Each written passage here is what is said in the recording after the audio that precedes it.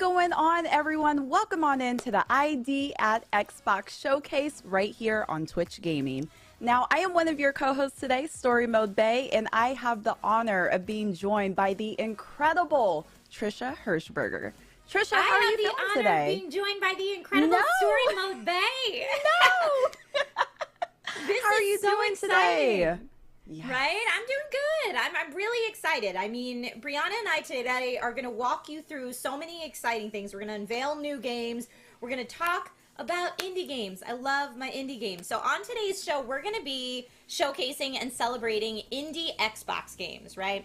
And we'll have so many talented devs joining us throughout the day to talk about their games, including, but not limited to, Among Us, Moonglow Bay, Soup Pot, Nobody Saves the World, Death's Door, and 12 Minutes. And each of our developer guests will sit down for a conversation with some of our favorite streamers and creators, including awesome folks like Kate Stark and Stallion83, Donut Age and Technique, and Blind Gamer Steve. So many fun folks. We'll also have special interviews with Chris Charla from ID at Xbox. And throughout the day, we're going to be dropping exclusive new game trailers as well. So if you're an indie games fan, this is the place to be. We'll have Victoria Tran from Innersloth will be here to discuss Among Us. Gwen Foster and Trina from Chicon Club will chat their new game, Soup Pot. Louis Antonio from Annapurna Interactive will get into their highly anticipated game, 12 Minutes. I cannot wait to see some of that. We've also got Graham Smith and Ian Campbell from DrinkBox Studios. They're going to be here discussing Nobody Saves the World. Zach and Lou from Bunny Hug will get into all things Moonglow Bay. Mark Foster and David Fenn from Acid Nerve will talk about Death's Door. We have a packed lineup for you today, so it is going to be awesome. And as I mentioned, we will have that special interview with Chris Charla from ID at Xbox, which is awesome. Yes. Oh my gosh, I am so excited about this. Now, before we do get started with our show, I do want to remind everyone at home, please sound off in the chat. We want to know what you guys think. I mean, I already see the chat moving and shaking as it is. I am super excited about this. So without further ado, I want to remind everyone throughout today's ID at Xbox at Twitch Gaming Indie Game Showcase, we will be airing exclusive new game trailers for the very first time. Some will feature gameplay updates to highly anticipated indie titles. Others will be brand new, never before seen game trailers. But that's not all we have, so make sure you stay tuned throughout the show and share your reactions in the Twitch chat. So everyone, let's go ahead and get into it. First up, we're dropping some new gameplay trailers. Let's take a look.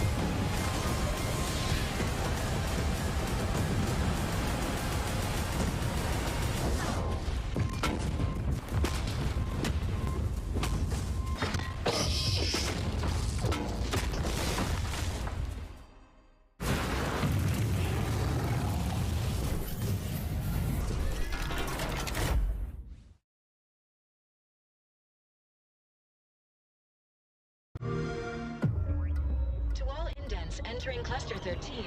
Behave, or I'll have you f***ing recycled. You have shown an aptitude for applying lethal solutions to conflicted situations. We wish to test your abilities by giving you a special assignment. Success, and you'll be given a chance at earning your freedom.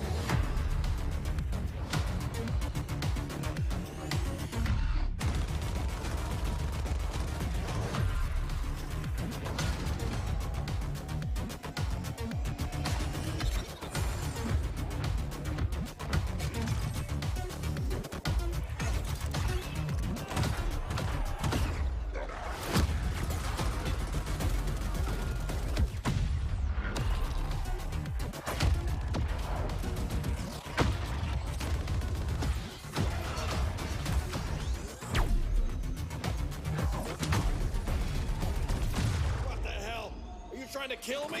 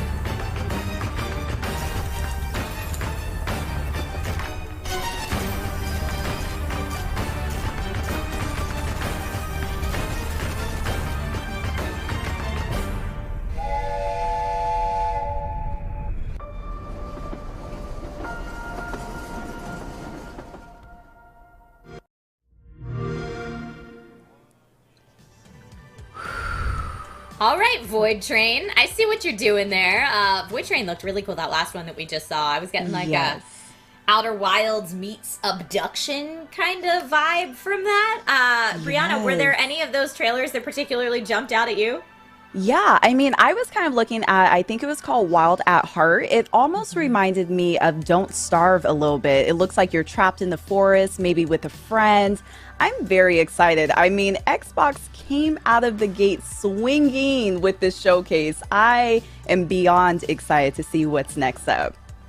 Oh yeah, the first one that they showed, that Exo Mecha game, I saw some people in chat were like, is this like mech battle Titanfall-esque thing? I mean, the cool news is that a lot of these trailers that we just saw, if not all of them, I might be mistaken on this, but a lot of them said coming 2021, so those are games we can expect this year. Like I said, I'm a big fan of indie games. I'm a big fan of the ID at Xbox program, which we'll get into a little bit later about how the specifics of the program work. But bringing all these indie games to light is what it's all about. So Omni, we got to see a trailer for, and I've gotten to play a very early build of that, and it is so adorable. So we've got a lot of fun stuff coming up, and a lot of fun stuff here that we've seen already. It's been awesome. Brianna, do you play a lot of indie games on your Twitch channel?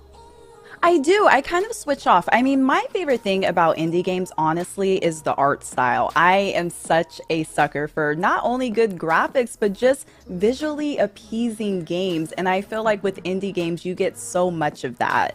And also, by the way, I do want to remind the Twitch chat at home, please sound off. What game did you see from that last trailer are you excited about? I would love to hear it, and you never know, your comment could end up right here on the big screen. Yes, I see Burnt Toast TJ, or Burnt Toast J in chat says, so great to see such wonderful support for indies. Yes, 100% yes. So yeah, that was Exo Mecha. I believe Ascent was the name of the second one. Omni, the Wild at Heart, and Voidtrain there at the end. Really, really cool. Oh yes, I am excited. Oh, yes, I love that we're able to see this again. Here was Exo Mecha, I believe is what this one was called again. And this is the one that some people were comparing to Titanfall. I don't know, my first thought when I saw those mechs, I saw kind of the circular light design in the center of their chest, and I was like, Pacific Rim? Now, not all of them have that, but this is reminding me of every great mech battle that I know. And look at that, we have underwater. I think I saw a grapple hook. There it is, a grapple hook mechanic in this. Is this the type of game you think you could see yourself jumping into? See, I'm a little funny when I play games. I'm not a huge fan of first-person shooter type games. However, the graphics are very, very nice. I mean, and it looks like it's action-packed. There's so much going on. Like you said, you're able to go underwater. It looks like you were shooting at a helicopter in the last clip that we saw. This looks pretty good. I might have to give it a try. I love the folks in chat right now that are so hyped for the Among Us segments coming up that they're just saying this game is super sus. This trailer looks so sus. I get it. But yeah, that was just one of the, so that was 1, 2, 3, 4, 5 trailers already shown. And like we said, we've got a packed show for you today. So lots and lots of trailers coming up. But I thought Exo Mecha looked super, super cool. That Cyberpunk one, I think it was called Ascent. I think the Twitter handle was at Ascent that's the right. game. That Cyberpunk one felt very like Shadowrun-esque to me in a good way. And I mean, I don't know about you, but I played through Cyberpunk 2077 and it didn't quite scratch the Cyberpunk itch in the way that I was hoping for. So maybe this game totally could. Maybe okay. We'll see. Fair enough. Omni just looks stunningly beautiful. Is Omni more the type of game you would traditionally stream? Yeah, I would kind of look more towards Omni. Like I was saying before, Wild of Heart is definitely something that captivated me and caught my eye as soon as I saw it. So I am very excited. And I like that you said that about that cyberpunk feel because, you know, some people are kind of looking for something in that genre if cyberpunk didn't exactly do it for them. So I'm excited about these. Yeah, I see Mundane in chat says, Mundane Salad says Shadowrun is greater than Cyberpunk. You know what? You said it, not me. But I don't entirely disagree with you. Very spicy, very spicy take on there today. So, folks, like I said, that was just a snippet of some of the fun that we have for you today. But let's bring in our first guest. So, our first guest on today's show is the Senior Director of the ID at Xbox program, which has been helping independent developers self-publish their games on Microsoft's Xbox consoles for the last 7 years. And if you're wondering what types of games ID at Xbox are working on right now that will be coming soon to a console near you, well, here's a sneak peek.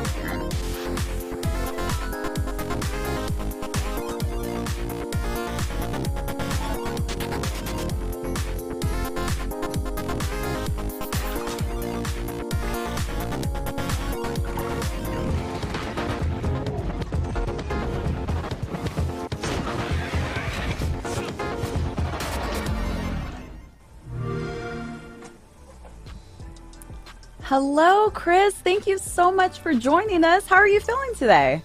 Good, thanks. Yeah, thanks for having me. Of course, of course. Now, for everyone at home watching that aren't already familiar with the ID at Xbox program, can you explain a little bit about how that works? Yeah, sure. So basically, we're a program at Microsoft that enables independent developers to self-publish their games. So they come to xbox.com/ID, they sign up, they tell us what kind of game they're making, and we send them dev kits. They start development, they make the game, and then they're the publisher. We try and help amplify the promotion with things like what's happening today, and then the games come out, people play them, everybody's happy. It's awesome. It is awesome. I personally love indie games, and I think we've seen indie games have this not even resurgence, but kind of like just being brought more into the public eye in the last decade or so. And it makes it a little bit hard for some people to kind of qualify what is indeed an indie game. So I want to ask you, Chris, what are indie games all about in your mind? Well, that's actually one thing we do in the program is we don't try and define it. In fact, I used to have a buster on the outside of my office that said indie with a little buster through it because I was like, you know what, like I'm old and I spent the 90s as a punk rocker arguing about what was punk and what wasn't punk, and like we don't need to do that. You know what I mean? To me, an independent game is really all about creative control. If a developer has creative control, you know, they have that independence. But, you know, we have folks in the program who are single individuals, you know, one woman, one man making a game. We have studios in the program that are hundreds of people making a game. So we don't stress about it. Like, our focus is just on helping people get their games onto Xbox, helping get them great, and then making sure that players get to see them and have a good time. Cool. That is incredible. Now, Chris, I'm sure there are so many amazing moments that you were able to experience throughout your 7 years with the program. But if you could pick one, what would be your proudest accomplishment? You know what? I can't.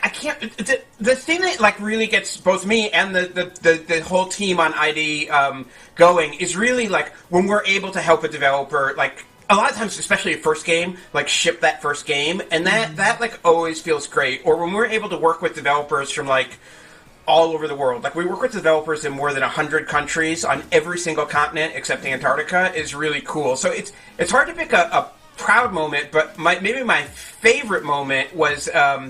I think it was E3, I can't remember which year, and it was right when we unveiled like the full Cuphead trailer, and I'd seen the trailer, I knew how good it was, and I'm on stage, I got the privilege of introducing the Moldenhauers, and the lights go on the Moldenhauers, and they go off me, and then the Studio MDHR logo comes up on what at the time was the largest 4K screen in existence, and I knew everybody's socks were about to get blown off, and just standing there in the dark on the stage, looking up at the Studio MDHR logo was like, I still get goosebumps. I have goosebumps right now talking about it. It was like, it was such a cool moment. It was such a cool moment for them and such a cool moment for everybody who likes to be, you know, just excited by games. So to me, that's like, it's one of my favorite moments in my career. I remember that moment. I remember when Cuphead was first unveiled at E3 and everyone was like, what is this? And it delivered. I mean, Cuphead's a fantastic game. So what excites you right now? Like, what's the most exciting thing about the indie game scene in 2021, in your opinion? Just the variety. I mean, we just saw on that trailer and all through today, we're just going to see so much variety of games. And you know, it used to be that I think when people heard the word indie game, there was this thought of like, okay, this is side-scrolling pixel art. And there's still a lot of great side-scrolling pixel art games, but there's everything from first-person shooters to, you know, every genre under the sun, new genres nobody's ever thought of before. And to me, what's so exciting is these games come from everywhere. Right? I think there's a game, I don't want to give it away, maybe it's a reveal, but there's a game we're going to see in a little bit from two devs in the Philippines. It's really, really neat. Despelote, which was just in the trailer. An airport for aliens run by dogs where you like go around and interact with like clip art dogs that are rotating. Like, those are all super cool. And then you have games that just come out of nowhere, not really out of nowhere, but like Shotgun Farmers, which is a game that launched on Xbox, and was from one person and dominated the sales charts on Xbox for like a couple weeks. It was like the #1 game on Xbox, and that is just so cool that the world today like enables that kind of thing to happen. So that's what I love. I just love the variety. Mm-hmm. I'm always amazed learning at some of the sizes of some of these development companies. Does it blow your mind what smaller indie teams are able to create and produce in comparison to AAA companies? Absolutely. I mean, we've seen like such great, I think we just call it like democratization of development with the rise of engines like Unreal and Unity and GameMaker. It really has now enabled the focus, you know, games is still incredibly amount of hard work to make, but the focus is on like how good my idea is, how good my story is. Like game developers are no longer gated by the technology as much as they were 10 and 15 years ago. So that's awesome to see. And it's also been awesome to see how things like Game Pass have enabled so many players to experience so many games. It's just really, really cool. Mm-hmm. Yeah, it is super cool, and I for one love being able to jump on Game Pass and try something completely new because it's worked into that program, and we will definitely see games today in the ID at Xbox program that are available on Game Pass, but not all of them that we'll show today are, I don't think. Isn't that correct, Chris? It's some of That's them. right. Yeah, it's a variety. Games like I'm trying to think, like, off the top of my head, Genesis Noir shipped recently. That was a Game Pass game, but Shotgun Farmer is not a Game Pass game. And there's a huge amount of variety that's in Game Pass, which is fantastic, and there's a huge amount of variety of games that are, not in Game Pass. So it's just great. Like, there's just a tons to play, and that makes us feel really good. Mm-hmm. Absolutely. Where do you think that indie games are headed next? So, say in the next decade or two. That is a great question, and the answer I'm going to give is that I have no idea, but I mean that in the best possible way. If you had asked me when we started ID if somebody was going to come up with a game where you shoot shotguns and when you miss the shot, a new shotgun grows out of the ground, I never would have guessed that. If you had asked me, is somebody going to make like a game that's hand animated 1930s animation, I never would have guessed that. And so what I love about indie games is they're always surprising us. They're always giving us something new. And so when I say I have no idea what we're going to see in 10 years, like, that's what excites me. Like, if I knew what was going to happen, I might not be as excited. So yeah, I think in the best possible way, I have no idea. That's really interesting you say that. I am kind of curious with these next generation consoles that have just released very recently. How has that transition been? Has it been kind of difficult or... No, not really. We've been seeding Xbox Series X and Xbox Series S's to our developers for a while, and we've been really excited to see how many independent developers are supporting features like Smart Delivery, where you might have an Xbox One today and you buy the game, and then when you get your Xbox Series S or your Xbox Series X, you just download the updated version of it at no additional cost. And independent developers are always surprising us. And so next-gen features, whether it's ray tracing or smart delivery, folks are taking advantage of them in really interesting ways. And so it's been exciting. It's been exciting to see the games, but one thing that we're proud of is that the transition itself for developers has been boring. And I mean that, again, in the best possible way.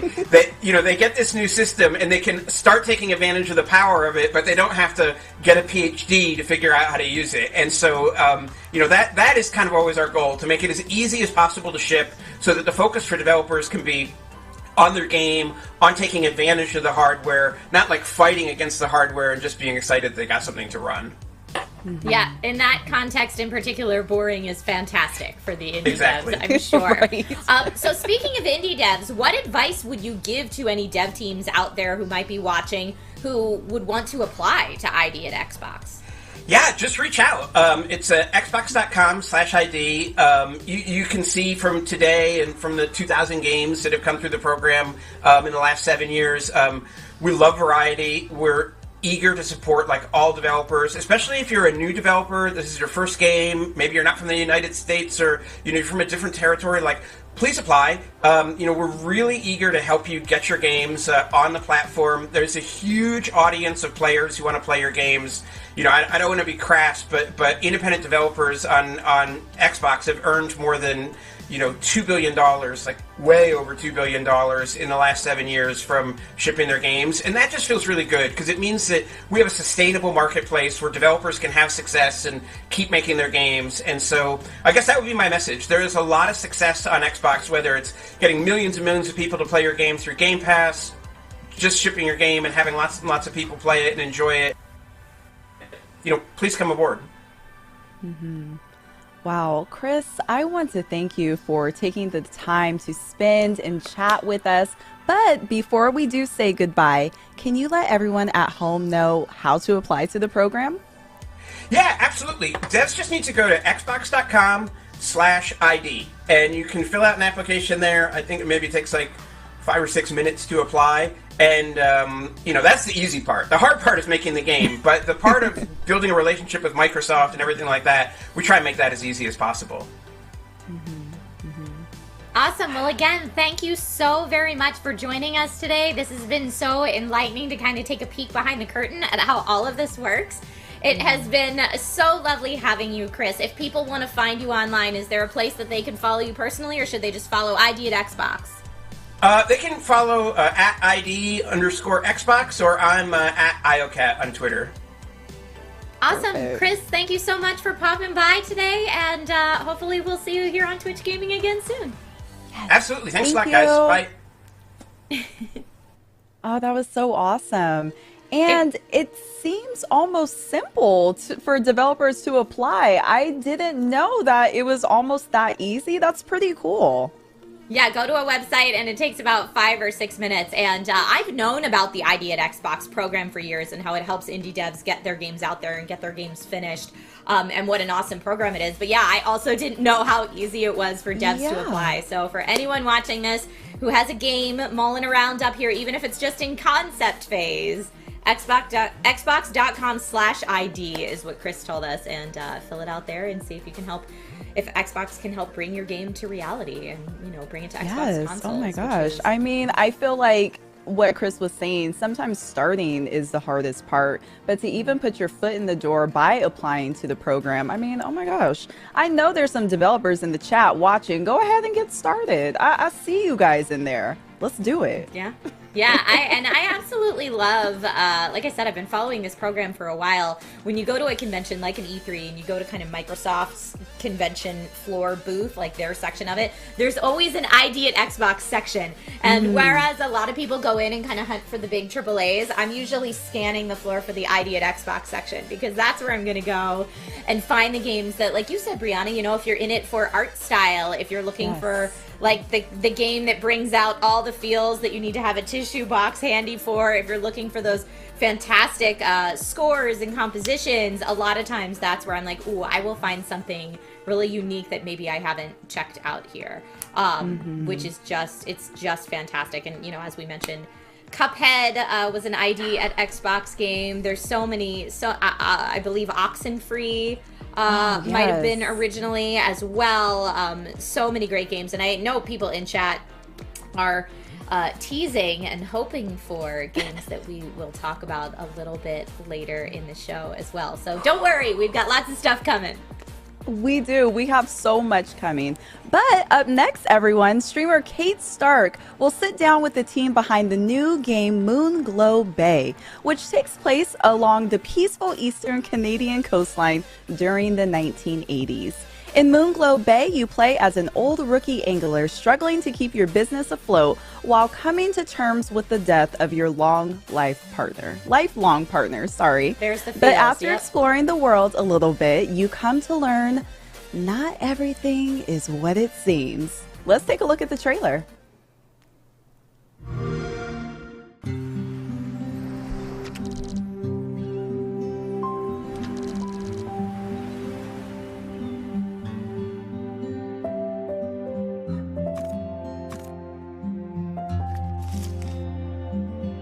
Well, Guppy, you did it. Your first catch. 40 years, and you still surprise me. I know this place seems strange. A fishing town afraid to fish. But that's why our new venture might just stay afloat. Because all those stories about the mystical monsters of Moonglow are exactly that. Stories. This bay is full of amazing new creatures waiting to be discovered. So we'll find them and share them with the world. Together.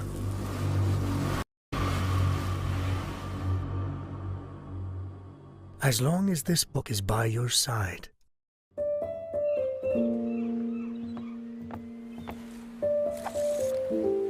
So am I.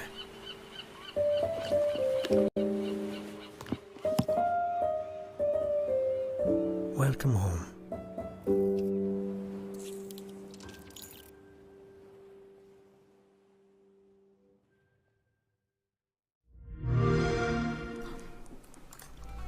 Hi, everyone. Thank you so much for joining us, Zach and Lou. Welcome to the show. Can you tell us a little bit about Moonglow Bay? Of course. Yeah. Go ahead, Zach. Sure. So Moonglow is like it was said in a fishing RPG slice of life set in the eastern coast of 1980s Canada, no fictional. Yeah. And it's in a town that people are afraid to fish because of mysterious things. Yeah, weird going sea on creatures. Yeah. Well, it starts out like a kind of scenario where the game is very regular, and you're like, oh, it's just normal fish. It gets weirder and weirder, and you're like, okay, what's actually going on here? People have these myths, and there's some truth to these myths, and so it's a little spooky. And you get to fish, and you get to cook and sell and make friends around the town. And build the town out. So like while you're trying to explore the world, figure out what happened to your long lost partner, the town itself is going through their own struggles with their potential closing and inability to grow and survive. So it's kind of like a in tandem everyone growth, helping each other. Yeah. Sounds amazing. Now, without spoiling too much, what can you tell us about the town and what went into creating life in Moonglow Bay? Oh, it does. So the town is having its centennial, so it's gonna be 100 years old, and it's completely falling apart. It has no money. The town hall is closing, and you kind of like gotta help it. You moved into the town 3 years prior with your partner, thinking like, okay, we're gonna retire here, and we're gonna just open up a little fishing shack. But then they go on their adventure. Your partner goes on their adventure to start up the shop, and they never come back. So now you're kind of like left alone. You're like, oh, I don't know what to do. And everyone else is also closing down, so you're like, I need to, like, I want this to survive. And your daughter comes back and it's like, kind of like picks you up and says, let's do this, let's figure this out. And let's fix this town up. Yeah. And there was so much, like, I did so much research on my side, like doing concept art and stuff about Eastern Canada in the 80s, like going to like little groups and checking like people's memories and the photos that they took of the east coast of Canada. So and also in the fashion, because even though it was set in the 80s, the fashion hadn't caught up for like 20 years. Yeah. No, it definitely had not. Well, I mean, what inspired the story on Moonglow Bay then? Because it seems that you did a lot of research into it, so you must, like, and very specifically Eastern Canada as well. So what inspired that? Well, I mean, I always like fishing games. I think a lot of us always very much like playing the mini games, fishing games, and RPGs, and So it's just like it's one of those things. I was like, well, what if like this has to be feasible as a whole scope game? And I found with loads of other mini games that you can also play. Like Legend of the River King, like was almost 10 years ago, almost 13 years ago since it came out, and I was like, nah, this has to we need to kind of like see what's feasible here. So and like the story is like Zach and I met living in Quebec. Yeah. And like my family has history with fishing. Zach has. As a kid, I helped run a little fishing shop selling fish by the lakeside, and it was kind of like, there's this connection. We're like, this is actually really chill. We wanted to make a game that was very relaxing, and this is the perfect kind of thing because fishing is pretty chill. And we just felt like it was the perfect environment to start off, and then we just from there started researching East Coast because we want to go into the ocean, get this vast space, and also it was a little bit of wanderlust of mine because my dream has always been like I'm gonna go live in Nova Scotia. It seems like the most beautiful place, most calming place. So it kind of has that part as well. Yeah, like that. That starry-eyed feel of like, oh, new town, beautiful, and Absolutely. So that's why like one of the things in the game is to kind of build this town up and make it prettier over time. So there is also a little bit of mystery around the story and around the town. Are you able to tell us a little bit about that? Sure, yeah, like a little hint, which is basically like there's a lore that exists in the world itself. It's not like the fish aren't typical, and they start off typical, but as you get deeper, you get into different biomes. So like regular water is what you're seeing right now, but then like it spreads into like these sulfur zones, these like heavy glacier zones, and you're like, this doesn't exist in oceans? How does this happen? And so it's kind of like the mystery of that's also like part of the thing that is making people so afraid. Like people go fishing and they don't come back, and they just it's completely so everything is kind of fueled by myths in the town because nobody has the courage to actually go fish and find out if the myths are true or not. So you kind of like everyone just gossips to each other. Yeah. So you can go talk around. You're gonna fill up a journal to see what these myths that people have accumulated are, and then you can go and like see what truth there is to this, and like there's always gonna be like, okay, go to this location, you're gonna find this weird fish that's gonna like nibble at your ankles. You're like, wait, what? And so it's like stuff like that for the player to find out. So more specifically on that, how do the game mechanics work? What can players expect when playing Moonglow Bay for the first time? Yeah, so it's a core loop of going out fishing and then coming back and cooking whatever you've caught in your home, and then you sell it at your vending machine. Yeah, it's a less intense mechanic, the selling itself. Yeah. The cooking is like a bunch of fun mini games. Like Cooking Mama style kind of stuff. Yeah, and the fishing is like you have several different kinds of fishing. You can... rod fishing is the one that goes the most complex. It has like different levels of difficulty based on the fish and equipment. And then there is trap fishing, there is ice fishing, net fishing, and line fishing, which is like a little bit more musical. So like you choose the style that you wanna fish with and capture this 100+ and there's like creatures. certain fish that can only be caught with certain tools, so you're gonna have to kind of go around and figure out what these combinations are. And also in your boat, you can expand with the money you've accumulated. You can expand the size of your boat, the tooling within it, to get a little bed and a kitchen in the boat itself. So you can go fishing for days. Yeah. So you can go fishing out at sea for days rather than always having to wonderful. come back to town.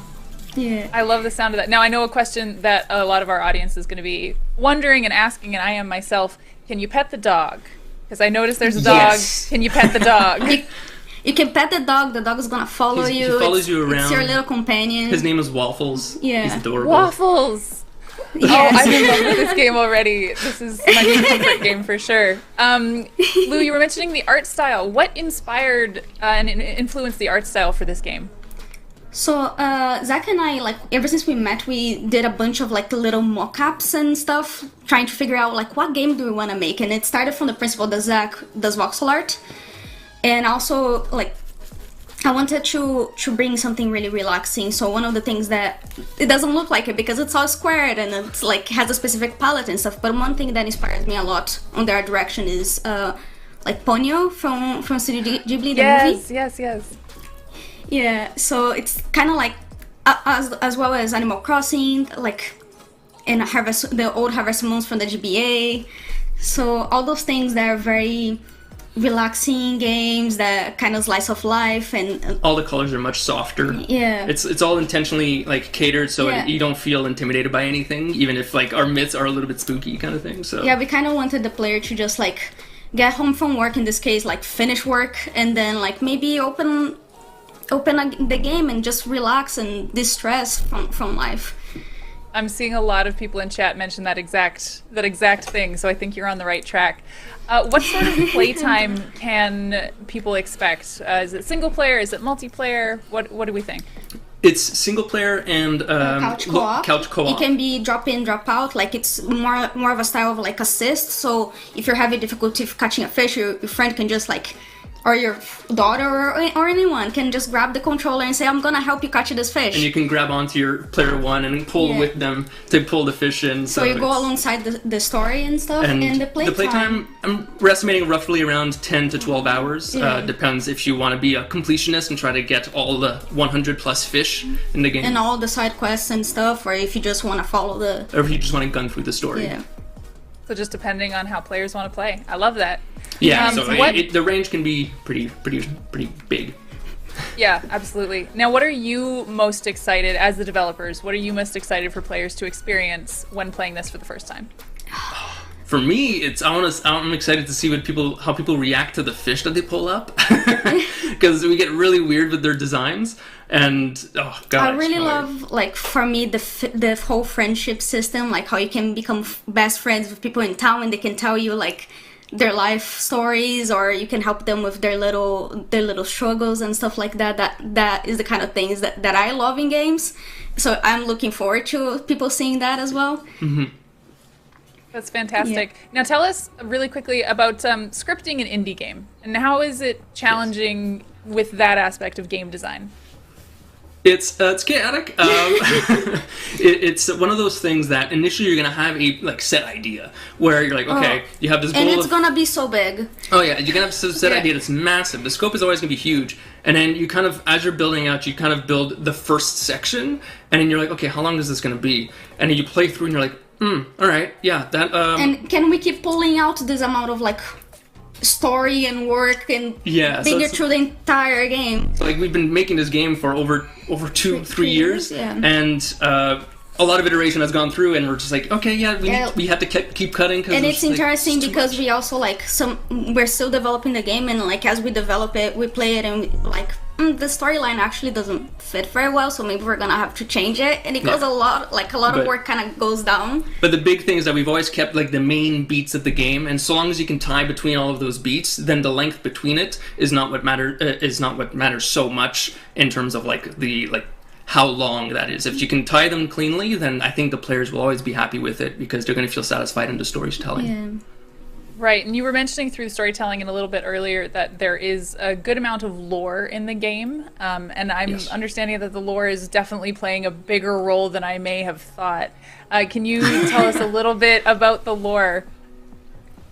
The lore is, I think it's hard without spoiling much. Without spoiling too much, but like one of it is like the reason why some of the people in town are afraid is because the fishermen who die at sea, their spirits are taken within the waters, within the ocean, and that's what manifests like these weird fish and stuff. It's taken like from people's thoughts. And it's like their weird thoughts and their weird imagination kind of brings up things in the sea. Yeah. So, and that's just a tinge. I want to see more, but I also don't want to. Yeah. No, not spoiling is very, very good. We'll steer off of that just to get away from spoilers for a little bit. But how did your team approach replayability?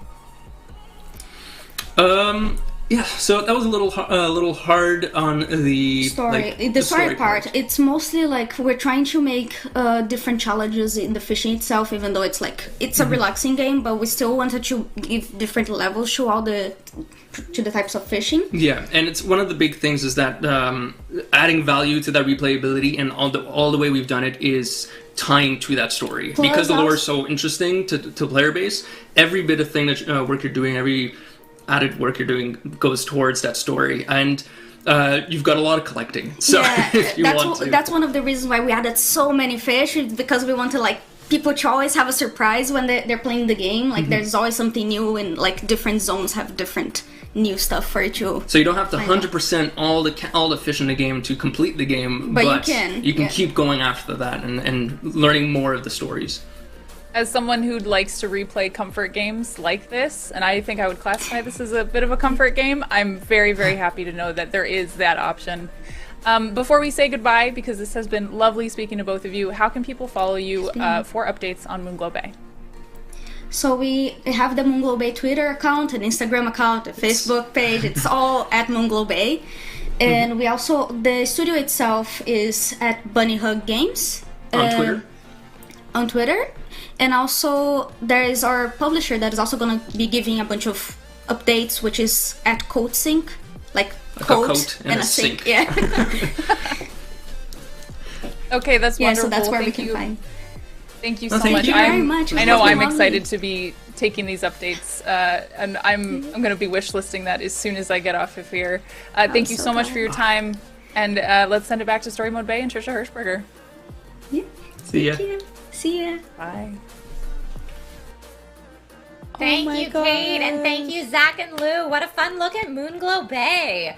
I mean, as soon as we got that little nugget of lore where people who die in the ocean, people who die at sea, their spirits and thoughts or whatnot kind of come to be in the fish, I was like, oh man, this went from peaceful fishing sim where I want to romance different people in town to something entirely different. Yeah, no, I completely agree. I love how Kate kind of called it a comfort game, because it almost is a comfort game with, not the death part maybe. I don't know how comforting that is. But it looks so adorable. And again, the art style for me is what really drew me in. It's almost like that pixelated type of look. You don't really see that too commonly in games now. And I love that, they brought that back. And yeah, I'm putting it on my wish list. I need that. Yeah, I saw people in chat saying it's kind of like Minecraft-y looking, but with upgraded graphics. At least that's what people were reminded of. And everyone was getting excited when they saw there was crafting in it too. So we learned different types of fishing, cooking mini games, sell everything in a vending machine, meeting different people in town, and just for Zach and Lou, like, to be indie devs who kind of created this world, I'm sure it's just so exciting to invite people into the world and see what they do. Just like, hands off, we made the playground. Now the ball is in your court, which is really cool. Right. Yeah, right, I'm excited. I'm excited for them. All right, folks, we have to take a quick break, but don't go anywhere. We have more exclusive trailers coming up. I see everyone in chat that's like, trailers, trailers, trailers, trailers. We'll get there. We have more exclusive trailers coming up, and coming up, interviews with the devs from Soup Pot, Nobody Saves the World, Among Us, and more. See you soon.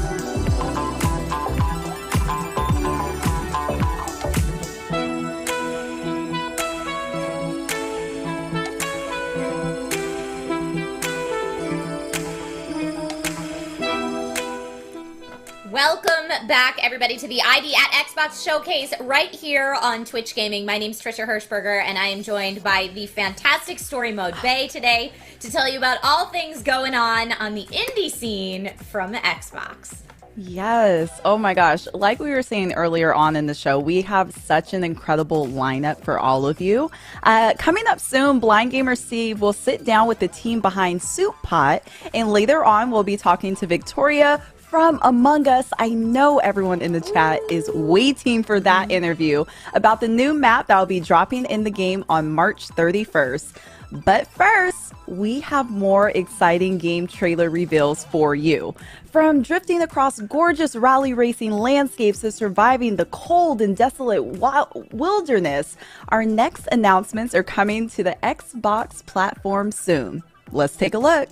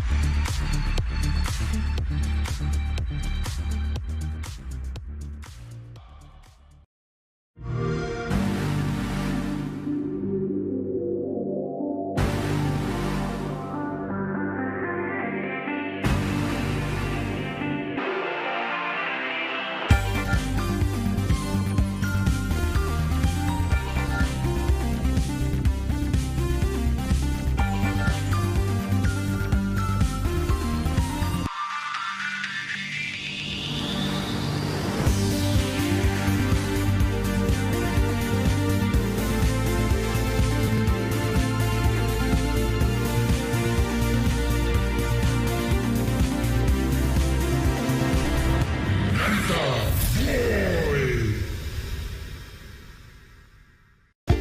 and blue, always be true.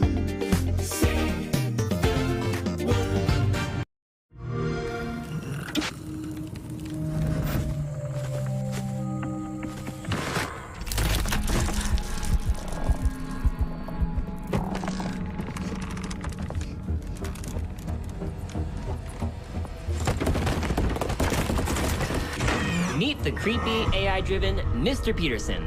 This character has one mission, keeping you from discovering his secrets. Hello, and welcome to Hello Neighbor 2. In this game, you'll be playing as a local journalist named Quentin, who is suspicious of his creepy neighbor, Mr. Peterson.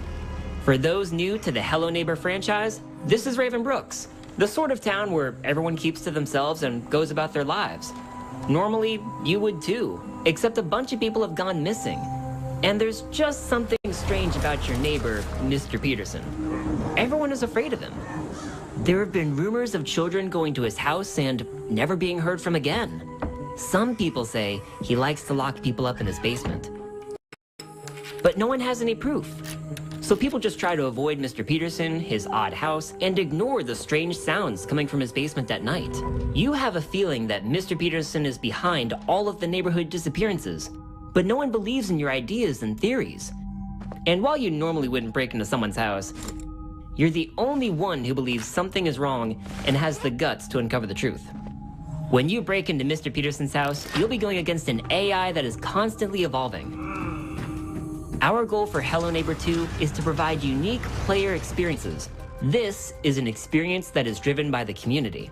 Mr. Peterson's behavior is a combination of a neural network and algorithms that allow him to constantly learn from his experiences with everyone who plays our game. It begins with the collection of player activity. Mr. Peterson takes note of player behavior, whether or not most players are likely to hide in a closet, use a certain escape route, or certain objects. As time progresses and he learns, Mr. Peterson's behavior may change and surprise you. How Mr. Peterson plays in one encounter with you might be different from the next, all due to his encounters with the game's community as a whole. In this way, the community's experience with Mr. Peterson changes over time, allowing for an AI that is developed through community actions, replayability, and great stories of neighborhood shenanigans. But these new experiences go beyond Mr. Peterson. In Hello Neighbor 2, players can interact with all characters in Raven Brooks, and these characters share the same AI core, but behave differently and have their own stories for you to discover. So while you might think you're just playing the game, you're really contributing to the development and improvement of Mr. Peterson's AI. We hope this presentation of our AI and development gives you an idea of what to expect in Hello Neighbor 2. If you'd like to try an early access version of Hello Neighbor 2, you can check out some of our alphas on the Microsoft Store. Thank you for watching, and we'll see you in the neighborhood.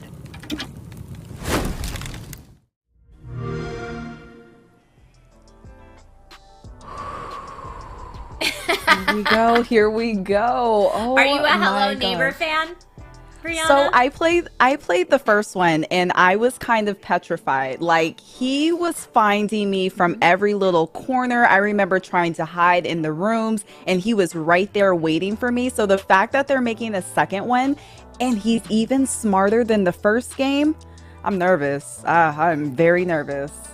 Well, that was one of the coolest things about the first Hello Neighbor is that, you know, he would adapt to your play style, and the more that you would do runs, the smarter he would get.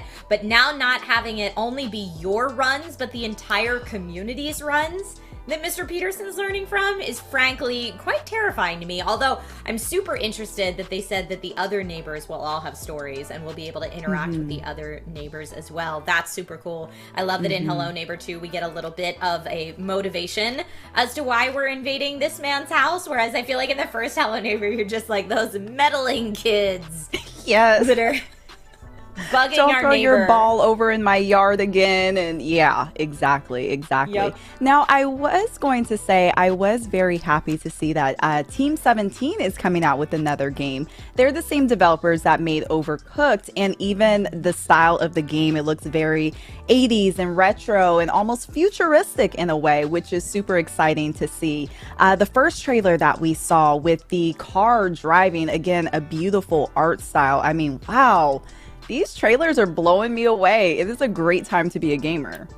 Yeah, that first trailer we saw was for a game called Art of Rally, which got high praise from the folks at Top Gear, and being a little bit of a car enthusiast, if you will, an auto enthusiast, I was like, man, okay, loving it. That's some high praise again for Art of Rally. Craftopia looked cool, and I saw a lot of Rust fans in chat when we were showing Rust Console Edition. So for our console gamer friends, you will be able to get into the world of Rust if that's your jam. I've dabbled a little bit in Rust myself, although I dabbled on a friendly server, so I know it could be a lot more intense if I was in a more survival-based server where everybody's out to get everybody else. But yeah, console friends, welcome. Here we go. To Rust. But all right, so that was just some more trailers for everybody to check out. I know chat is all about those trailers. Up next on the show, we have streamer Blind Gamer Steve. We'll chat with the dev team behind the new cooking-inspired game, Soup Pot. In Soup Pot, you'll be able to make food with a wide range of locally sourced or supermarket ingredients in traditional kitchens. Discover and learn more than 100 recipes while streaming your cooking on Cookbook, the in-game social media map. Okay, so we've got like a cooking game and a streaming game. Let's just take a look at the trailer. Let's do it.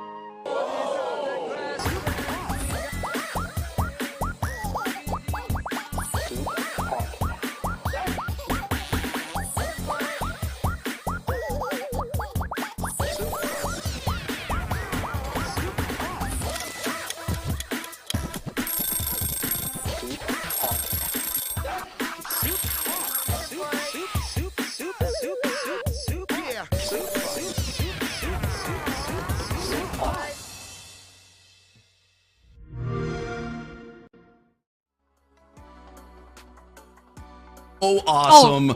Hello. Oh, I am really, really excited. Hello, I'm Steve, aka Blind Gamer Steve.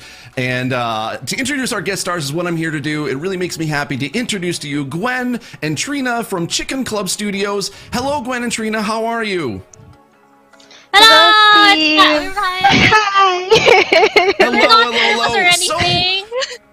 Oh my gosh, that's awesome. So, Soup Pot, tell us all about it. What is it? Tell us more. We need to know more details. So it's really weird. So, like our game, it's very chaotic. It's like, to summarize in one sentence, it would probably be a chaotic cooking game where you don't need a recipe. There's no fail states in this game. You just do what you do in the kitchen. You improvise. So the player would be quote unquote streaming their process in the kitchen, and in Asian culture we don't really have fixed measurements for cooking. We just like we eyeball everything and then we adjust them according to taste. We just listen to the voices of our ancestors in the background, and we want to replicate this way of cooking because we think it would be fun to play, especially we wanted to do the iconic cooking methods like using our fingers to measure how much water to put when you're cooking rice. Yeah. That is so cool. And you mentioned we talked before, by the way, thank you for tuning in. I know you're in the Philippines and it's way past midnight where you are, so thank you so much. But I wanted to ask because you said that it was that the Soup Pot is very Filipino and Asian inspired. Can you tell us a little bit more about how that inspiration is part of the game? So actually, like Trina and I both love to cook. That's one of the things, and then the pandemic happened, and Trina and I were just like, oh, like we're not doing anything, like we're just at home, we don't get to eat out, and then we decided to make games. So last year, we released a demo which was called Putahe ng Ina Mo Sinigang Edition. And then we looped in the streaming part of it. And people really liked it. So one of the things that we wanted is like Gia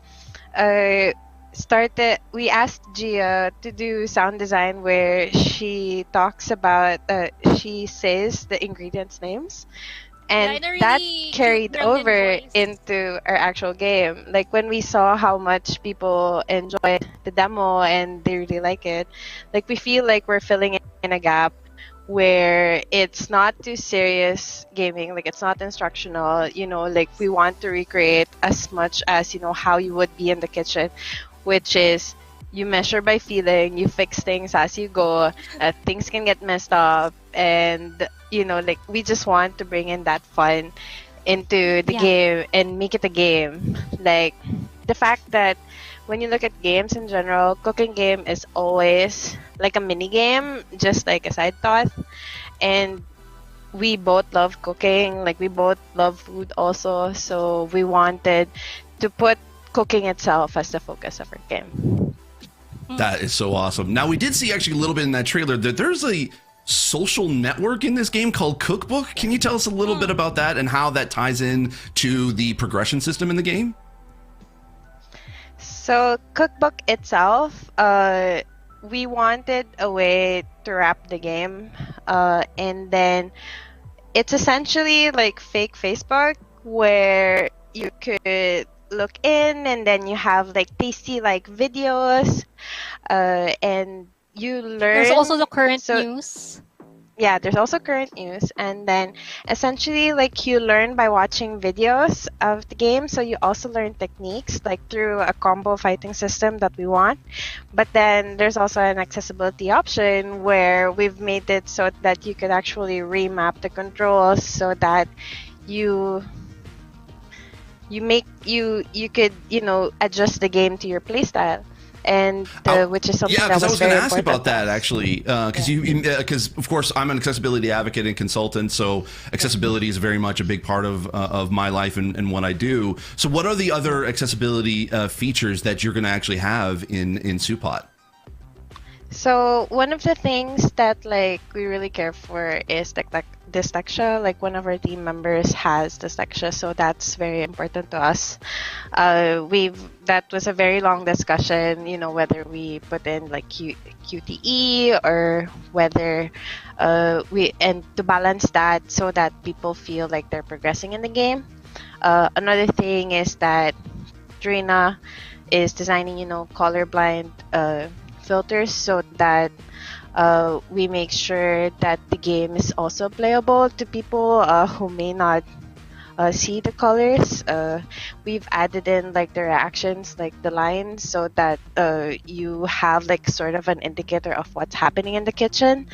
And then it was semi-incidental that our sound designer Oda and Gia, like they just really made the game so well, like the sound design is so well that all the audio feedback really helps you play the game. Like you could play it also like by listening, and the fact that the ingredients shout their names. Yeah, the ingredients shout their names.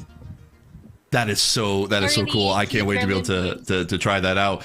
Now, Trina, I wanted to ask you because apparently I understand you're the queen of meme over there at Chicken Club. So I heard that you'd said that there's some really creative and meme-driven achievements in this game. Can you tell us a little bit about what we're going to look forward to? And you mentioned to me earlier there's a 5-second rule achievement. Can you tell us a little bit about that? So our achievements aren't skill-based. They're basically based on how much fun you have in the kitchen. So we have this thing where if you drop an ingredient on the floor and you decide to pick it back up and put it on the pot, the game will record that and mark that as an achievement for the 5-second rule, because you're still using the ingredient that fell on the floor. And there's also this oh no, I'm spoiling a lot of things, but anyway, there's also this feature where you have a fake neighbor in the background singing karaoke, And if you get too annoyed, you can just throw food at them. So they Oh stop my singing. gosh. Something like that. Yeah. That is so amazing. I love that. By the way, we should you should probably mention that there, like, you got to make sure that you have to turn the stove off, correct? You don't want to, like, that's going to be an issue. You need to turn your stove off if you're not using it, because it's gonna Exo One is gonna implement a feature where if you don't turn off the stove, your whole kitchen's gonna burn. Yeah. That's awesome. Now, you had also actually mentioned before that essentially there's going to be the ability to have, like, kind of different types of food from, like, locally grown farmers and holiday food. Can you tell us a little bit about that? So one of the things is that we have a marketplace in Cookbook, the social media. And then what we wanted to do is essentially, if you wanted to make, like, gourmet food, and which, like, almost all restaurants, what they do is that they source locally. And this is something that's very subtle. It's not really going to affect, like, your experience of the game. But we wanted to ensure that the design of it also reflects that, you know, small, like, local farmers and homegrown organic ingredients are just better and, like, more fresh compared to, like, supermarket ones, just because of, you know, like, fast food and, like, waste and all of those things. So you don't necessarily feel that in the game because you could buy whatever you want, and, you know, the no fail state and the you know, quirky insults that both Trina and I grew up with, like, that is how the game is. So I feel like it doesn't push the things that we want, but we've designed the game in a way that it reflects that. I love that. Now, is this going to be a like a solo single player experience, or is there going to be multiplayer in this at all? Oh, it's a solo experience. Yeah. Oh, that's awesome. So you can kind of go at your own pace. I love that. So I bet there's a lot of people kind of in the chat that are going to be wondering, like, when can we be able to get our hands on Supot on Xbox? So currently we are aiming for August 31st, 2021. And yeah, like, that month is, like, pretty important for us. When the game gets launched, you also could actually play in a Japanese and Korean kitchen, because of, like, how close those culture us to what we're exposed to. So there are a couple of recipes, and then you could choose to cook in a Japanese or Korean kitchen also. That is so really cool. I love that so much. All right, so thank you so much, Gwen and Trina, for joining us. Where can we be able to find more information about Chicken Club, you, and Supot? We have a So you website could that's definitely, yeah, down there. It's chicken.club. Yeah. All right, that's awesome. And we also have a Twitter. We also have a Twitter, Chicken Club. Yeah. Chicken And Discord, Club, okay. yeah. Oh, there's a Discord too. Yeah. Just look them up on Twitter, look them up online. Supot will be coming very soon to Xbox. Thanks once again, and I'm going to send it back to Story Mode Bay and Trisha. Thank you so much. Thank you. Oh my Thank gosh, you, that was Steve. adorable. Thank you, Gwen and Thank you. Trina. Okay, Brianna, are you a good cook in real life? I've gotten better, yes. When I first started cooking, no, not really. But it's almost like trial and error. I love what they were saying earlier about how, you know, in their culture, there's no sense of really following recipes. It's just you let the ancestors guide you, and they'll tell you how much you need to add. That's the kind of cook I am. You know what? I self-professed not a good chef, personally. And I'm watching this thinking, oh, maybe this will make me a better chef, much like Dance Dance Revolution made nobody a better dancer. So no, probably not. But at least it might make me have some love, you know, for cooking. I like the wacky stuff that they talked about, where, like, you can throw food at your karaoke neighbor. Yes. That sounds hilarious. Or that when you select food, or I guess pick it up, the food yells out its name Yes. when you pick it. That's what I'm in for. I'm in for the wacky stuff. Or even they were saying the 5-second achievement. If you drop some food and as long as you pick it up, blow the dust off and put it back on the stove within 5 minutes, you'll be good. It's fine. I'm excited to play. 5-second rule for real. Yes, for real. Well, everyone at home watching, coming up, we will chat with Victoria from Among Us about the new airship map coming over to the game. And later, streamer Dano Taj will have a conversation with the devs behind Nobody Saves the World. I am very excited. But first, let's take a quick break. Be right back.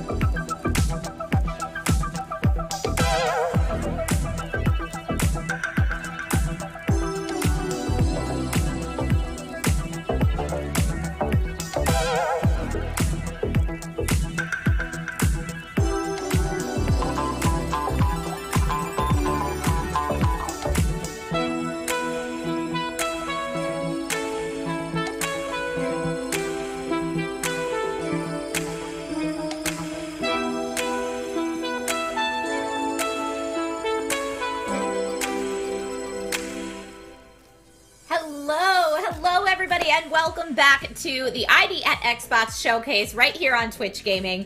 My name is Trisha Hirschberger, and I am here today with Brianna, aka Story Mode Bay, and we're kind of like your tour guides through this event today, leading you to all the different sections of things that you will want to see. But we do have a lot of great stuff coming up. We absolutely do. Next up, everyone, we'll be hearing from the creative team behind Nobody Saves the World, and they will be interviewed from none other than Dano Taj. But before we get to that interview, we have more gameplay trailers to reveal.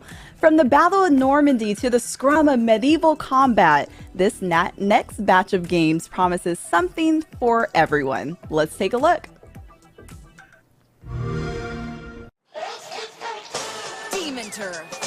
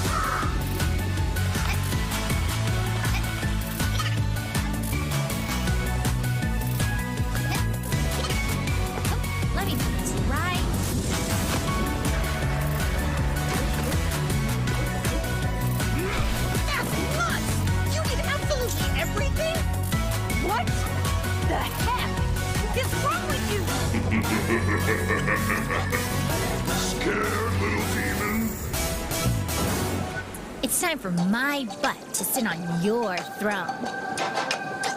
Yep.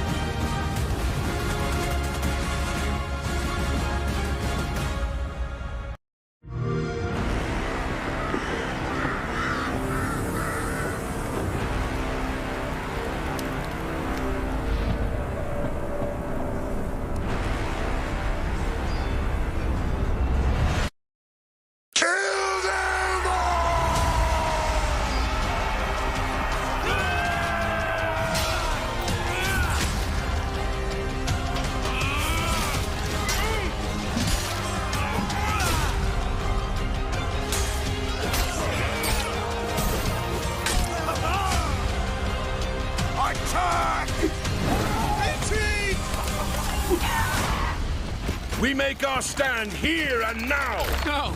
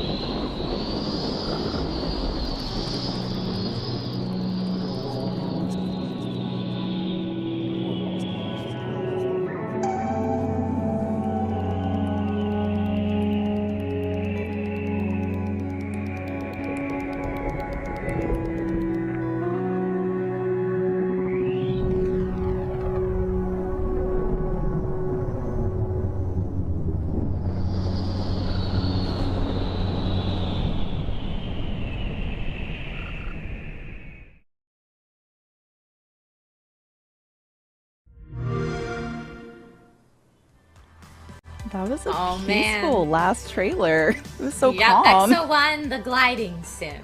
Yes. I feel like it's what that is. If you need to just zen out. I saw Blank Arcadian in chat when we were watching the trailer for King of Iron said Assassin's Creed of Persia. And I just thought that was hilarious. But you're mentioning things that I love, Blank Arcadian.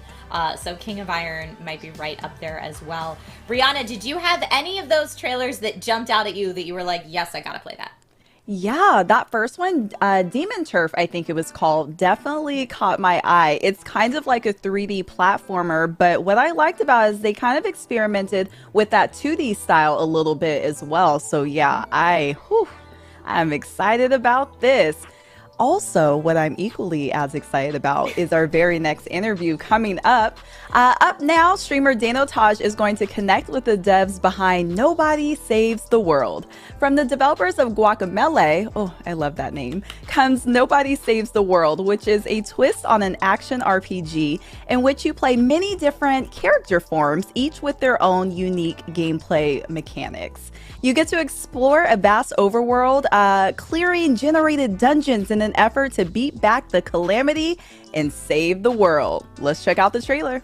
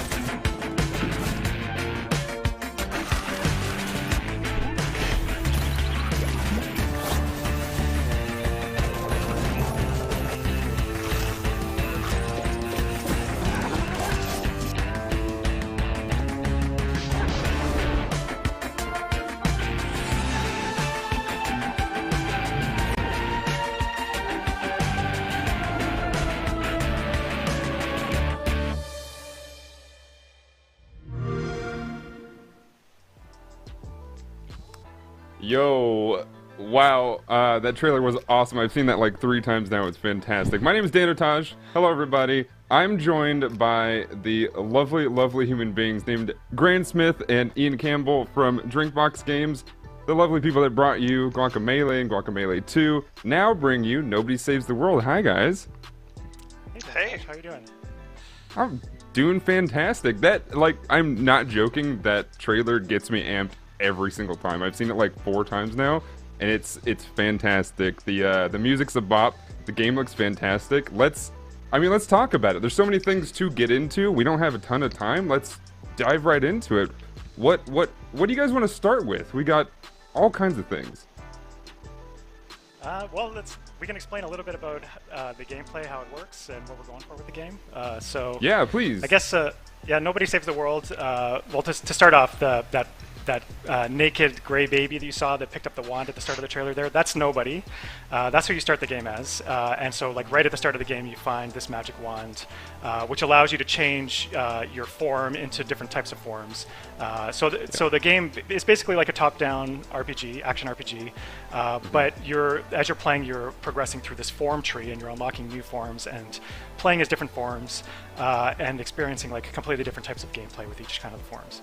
So at the very start of the game, the very first form you'll unlock is you gain the ability to turn into a rat, and you actually use that ability to escape imprisonment. You get imprisoned at the start of the game, and then so once you escape from your prison, you notice that the rat has this long list of quests that the rat can do using the rat's abilities. And when you start working on those quests and completing those quests, your rat starts to rank up and gain new abilities, and you also unlock additional forms that you can switch to, which have their own list of quests.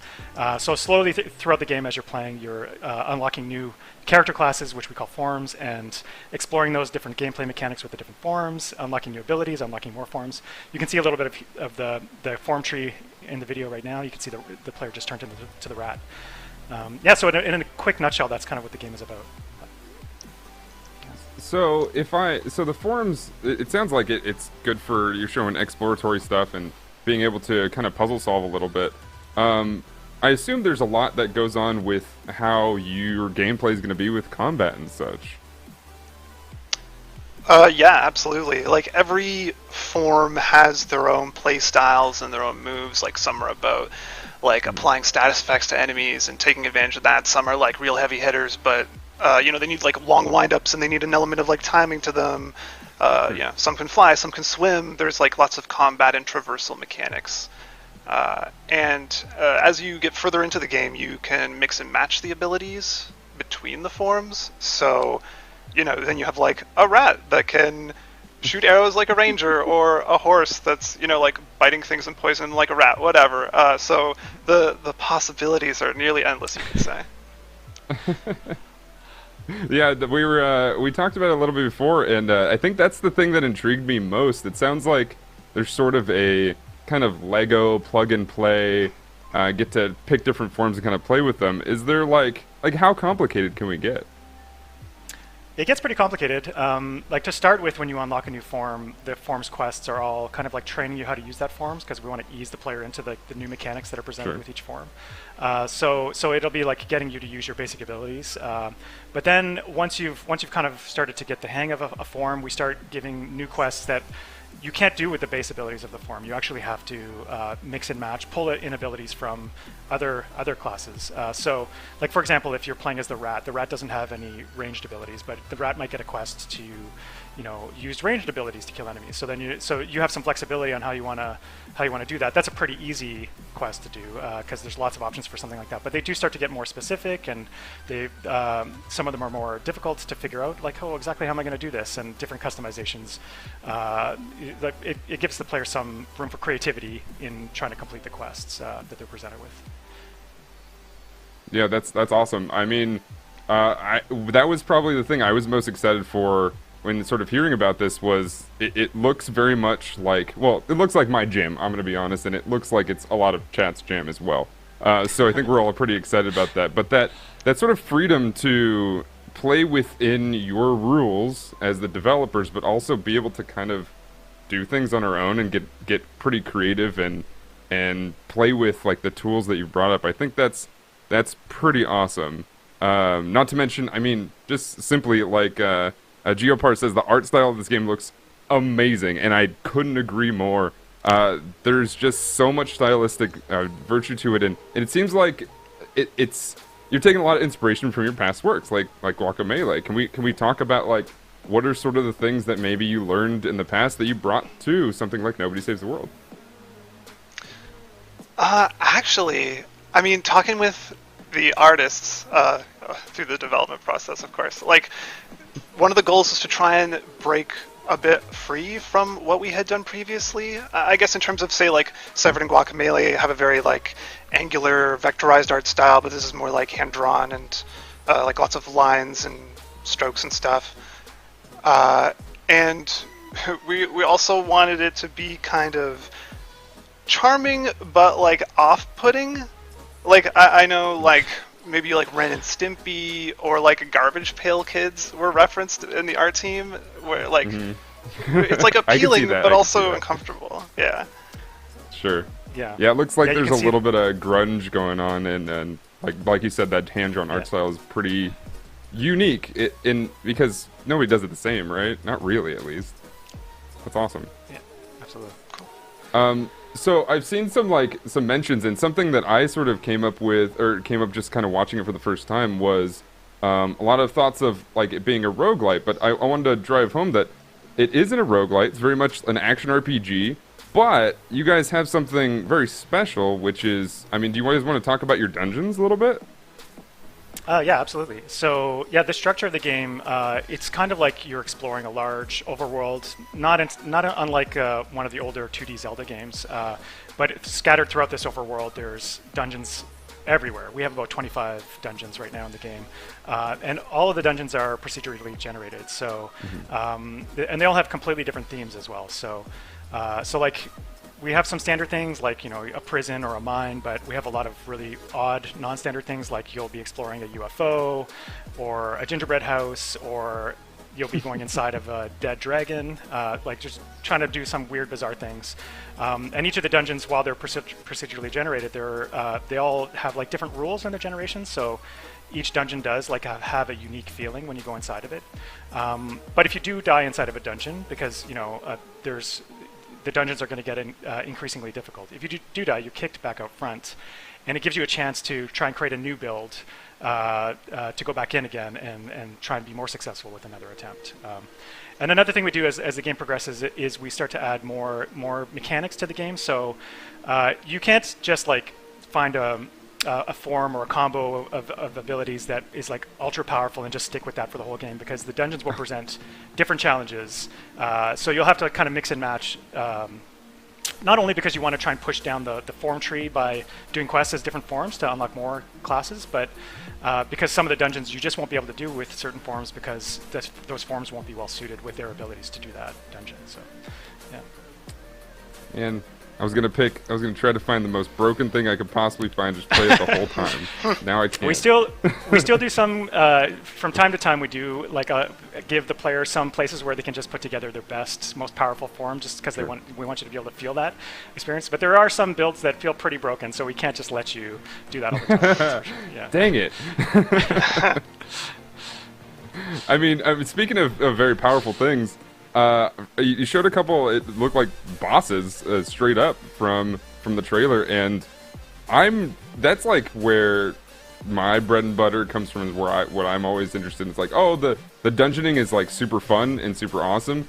Where's the boss? And what sort of things can you tell us about maybe some of these high level enemies?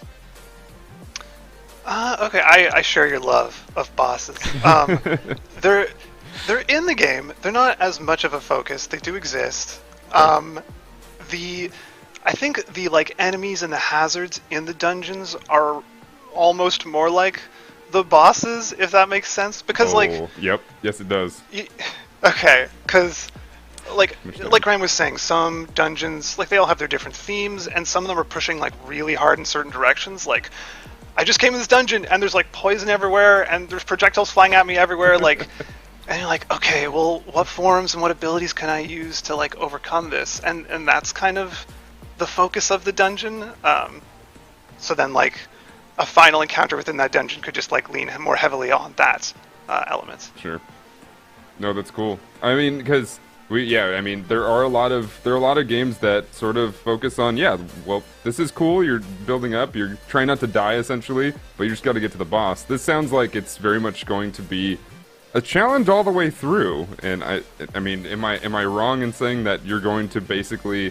I mean, obviously you're going to be having fun the whole time, but are you going to be restarting pretty often if you're not necessarily like just a savant at what these kinds of games bring to you? I don't think so. We're not trying to go for like ultra hard difficulty, and we don't want players to be like dying too frequently. And although there are some places that are pretty difficult, like there are a few key dungeons that you'll have to do throughout the course of the game that are more difficult, and those are the ones that I was mentioning where we kind of like allow the player more flexibility in what their build is going to be going into those dungeons, because we want them to feel like they're creating like really powerful builds. But no, in most of the dungeons you could probably clear them in like a small number of attempts.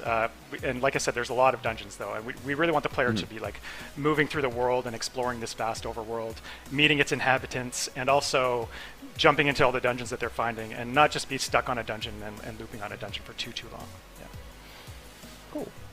That's awesome. Yeah, that sounds like you don't want something to be too frustrating. It's pretty cool. I just like the visuals of looking at the tree and how it kind of flows together. It seems really easy to read, which is a relief for a lot of things that have been, just kind of everywhere. It seems like you really paid attention to how everything looks, which is cool. You mentioned also that there's a lot of high-level story. Is there something that we should look forward to sort of getting into as far as like getting fully immersed in? What sort of story are we going to be looking at? There's a lot of variety, I would say. I guess that's like a blanket statement about the whole game, is us trying to be like charming and varied as much as possible. But like, understood. I would personally say to look forward to some of the characters you will meet. Like, my favorite is Marty Joe, the hammer curse, who is just like a person cursed to be a walking, talking hammer. He's got a really good storyline going on. But yeah, there's all kinds of like many strange people in many strange situations that you're going to meet. And actually, it kind of ties into the quests that like have been described a bit already, but the ones we talked about are kind of like combat quests. But the story allows for a whole lot of other quests. Like one of them is to get sat on, or one of them is to like fall in love, and like so you're just, you know, you'll always be finding these things as you're going through the world. It's an exciting part of the story to me.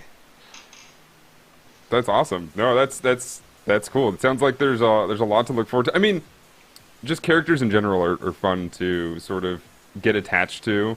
I'm hoping you don't make us sad with any of these characters. I'm not going to ask you to react to that or anything, but I mean, you know, there was a whole thing going on Twitter. It's like, don't cry, it's just a video game, but look at this game. And I feel like these types of games where you introduce really cool characters have a lot of opportunity to make that happen. So I'm both excited and hopefully I do not get too sad with these things, but it looks really, really awesome. Is there anything that we may have missed that you would like to show off today about Nobody Saves the World? I think we covered most of it. Yeah. Awesome. No, that's fantastic. I'm looking forward to it. Before we fully wrap up, where can we find Nobody Saves the World? Where can we see online, and what sort of things should we be following right now? You can definitely follow us on Twitter, DrinkBox Studios. We're also on Facebook, Instagram, and we just today, even maybe just like right now, we're opening up a public Discord for the studio. So you can, if you want to know more about the game, see more cool stuff from the game, please follow us on Discord. I think it's like discord.gg/drinkbox. Yeah, those are the places to follow us. Oh, fantastic! Awesome. Thank you all so much. Thanks to Graham and Ian for joining me. Thank you to everybody for watching this. Please keep this on your list, because I would love to see as many people play this as possible so that I have things to talk about with you all. We're going to throw it right back to Story Mode Bay and Trisha. Thank you both for joining me, and thank you all so much for watching. See you guys. Thanks, Dan. Thanks. Thank you so much to Dano Taj and DrinkBox Studios for that interview. Oh my gosh, Nobody Saves the World. I really like the fact that there's so many generated dungeons, so the gameplay almost doesn't feel repetitive. Trisha, how do you feel about it? I thought it looked awesome. I mean, I was watching chat the whole time during that interview, and I saw Simo Maso in chat says perfect mix of RPG and roguelike, which I thought, yes, that's a good way to describe it. Because I mean, there were a lot of people saying, "Oh, roguelike," and we heard Ian and Graham say, "Well, kind of, but also not really." But yeah, I mean, there's a lot to love here from the from kind of the quirky characters and interesting side missions that they talked about.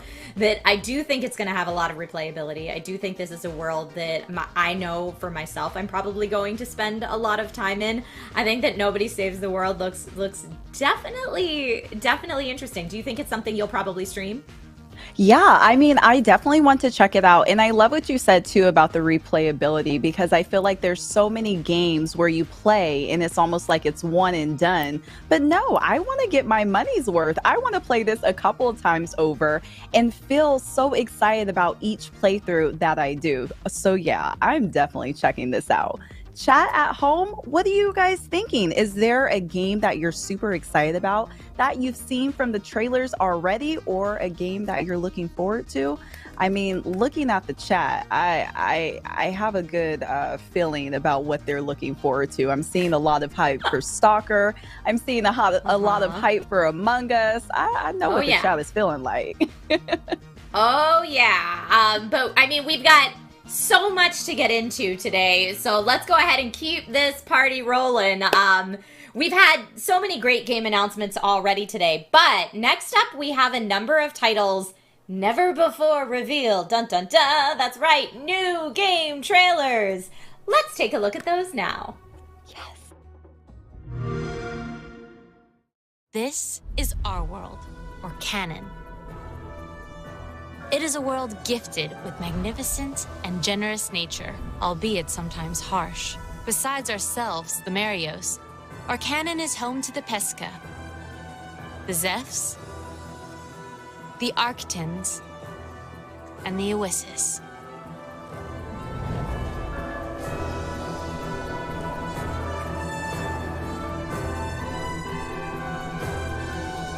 Oh, we must not forget the Migmies, The Migmies bring our people together and carry around crates containing an essential ingredient for our society.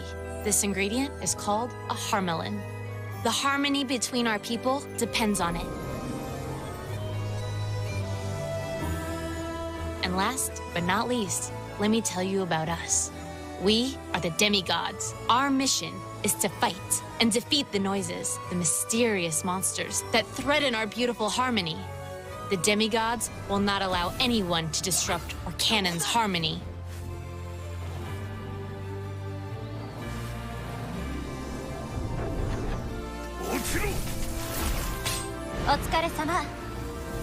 Demigods, ascend!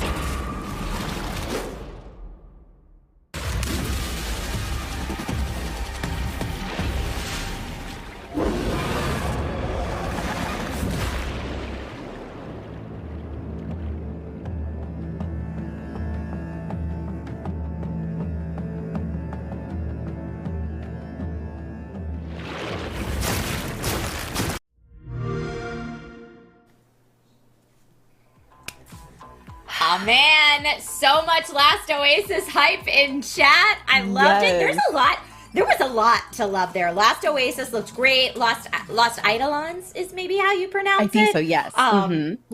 Yeah, Loot River looked awesome, and I saw chat also very excited for some of those things. Lawn Mowing Simulator made me giggle. If you want a really, really intense, very accurate lawn mowing simulator, then that could be you. But Last Oasis is out right now on Xbox One. Yeah, that is incredible. And again, like you said, there's so many fans at home watching. You guys go play, go download. It looks incredible. Now, I do have a couple of questions about Lawn Mowing Simulator because is there a story mode? Are you just kind of mowing the lawn casually? I'm interested. I have a couple of questions about it. But that last trailer for Loot River, oh yeah, I'm excited for it. It's almost like you're moving in a puzzle type of motion. It's like an adventurous Tetris, if you will. Oh, I want to play it. Oh yeah, and the second that I see Super Hot Presents before any trailer, I'm like, yes, please, let's get that. It looks like it'll be challenging, mixing the puzzle play with the combat, and the art style looks cool. The second I saw the Plague Doctor helmet and like wiping the blood off the front of it, I was like, oh, this is gonna be rad. I'm into it. And Lost Eidolons was like everything I love about a medieval character creator with what looked to be turn-based tactical combat. I don't know if we can specifically tell that from the trailer, but that's at least what it seemed to me, which when you combine those two things, that is something I am definitely up for as well. It looked really cool. Absolutely. Now, which one was the one with the guy and he was flying in the air? Was that Lost, or am I thinking about a different one? I'm trying to remember all these titles. They were so good, but that one looked exciting too.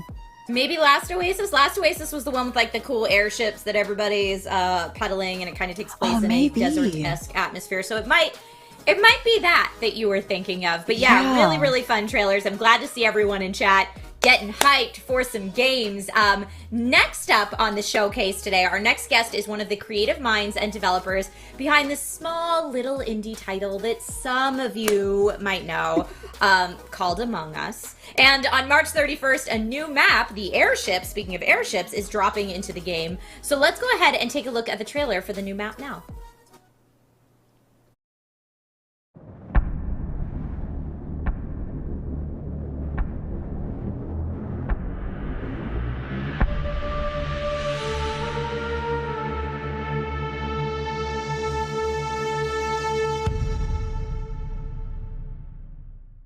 Welcome, recruit. Get yourself acquainted with the layout of the Top-Hat airship. Enough slacking, go do your tasks. You may need to take a ladder to get to certain areas, or maybe just take a nice shortcut. Quit grouping up. Choose a room to start in after a meeting. Someone keeps trying to sabotage us. Stop their plan. Keep your eyes peeled. We definitely have an imposter here.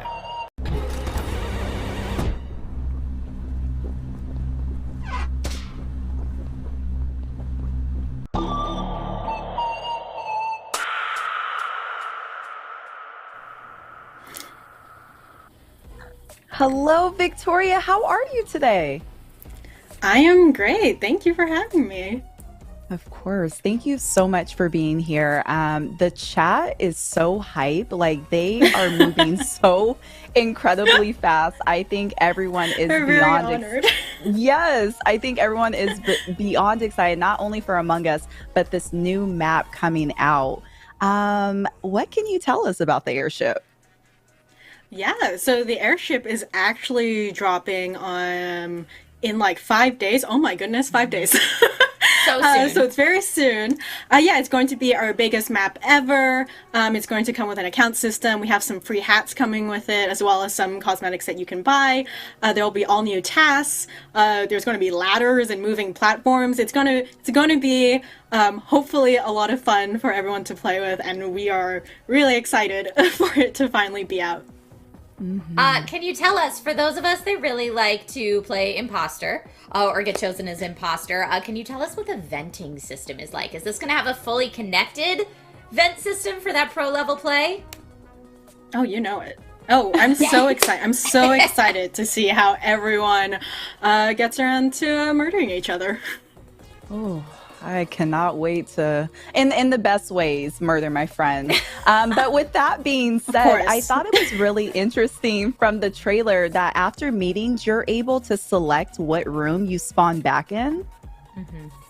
Yeah, so you know it's going to be a lot of fun. It'll like definitely change up the strategy. And if you spawn in the same room as the imposter and it's just you two, good luck. I mean, whoops. Do you have any pro strats for people encountering a map that has dual level play? Yeah, just run as fast as you can. just trust no one, run as fast as you can, you know, all that kind of fun stuff. Yeah, it's going to be a lot, and we hope like in the future to make bigger lobbies so you can have more players, but that's going to be coming in the future, so. That's exciting. Now, I did recently learn that the airship is going to be the biggest map available. Does this mean that there will be new tasks available as well, or new death animations maybe? Yeah, so there's going to be all new tasks available, and there will be one new death animation if you buy the additional cosmetic pack that comes with it. As you can see, it's based on Henry Stickmin, which is another game that we made in the past, so there it is. It's Right Hand Man's kill animation, so we're hoping people have a lot of fun with it. Oh man, are you allowed to tease what the new hats are? You saw lots of it in the trailer, but we will have some new free hats, such as a unicorn hat, like a little heart, some angry eyebrows, zipper, a chocolate ice cream hat that is definitely not poop. It's definitely chocolate ice cream and nothing else. Definitely not poop. Definitely doesn't look like anything else. Thank you for specifying. But with that being said, do you have any personal favorites about this new map? Honestly, okay, so I don't know why I'm so excited about ladders, but I am. It's just like something, it's just so simple, and there's really nothing that special about it, but I just love the like simplicity of ladders just everywhere. I think that's cool. I'm Simplicity excited or too. complexity for the players. So I wonder, you said this is going to switch up people's strategies. How much are you watching gameplay? Are you watching streamers to say, all right, here's the main strategies that people are running with right now that would consider themselves, pro level at Among Us, because there are people out there who are very good at this game. How much of their gameplay do you watch when thinking like, oh man, we need to switch it up? Oh, it really depends, right? So we do try to keep up, and well, there's a lot. Thankfully, we're very grateful to have a lot of people who play Among Us, so that's really cool. But we do, try to keep up and see who's playing and kind of their strategies and see the kinds of cool things they come up with. But within ourselves, actually, like with our game design and with our own like QA and our own play testing, it's really a mix of like our own sensibilities and just years of making games, and also just seeing how the community runs with it.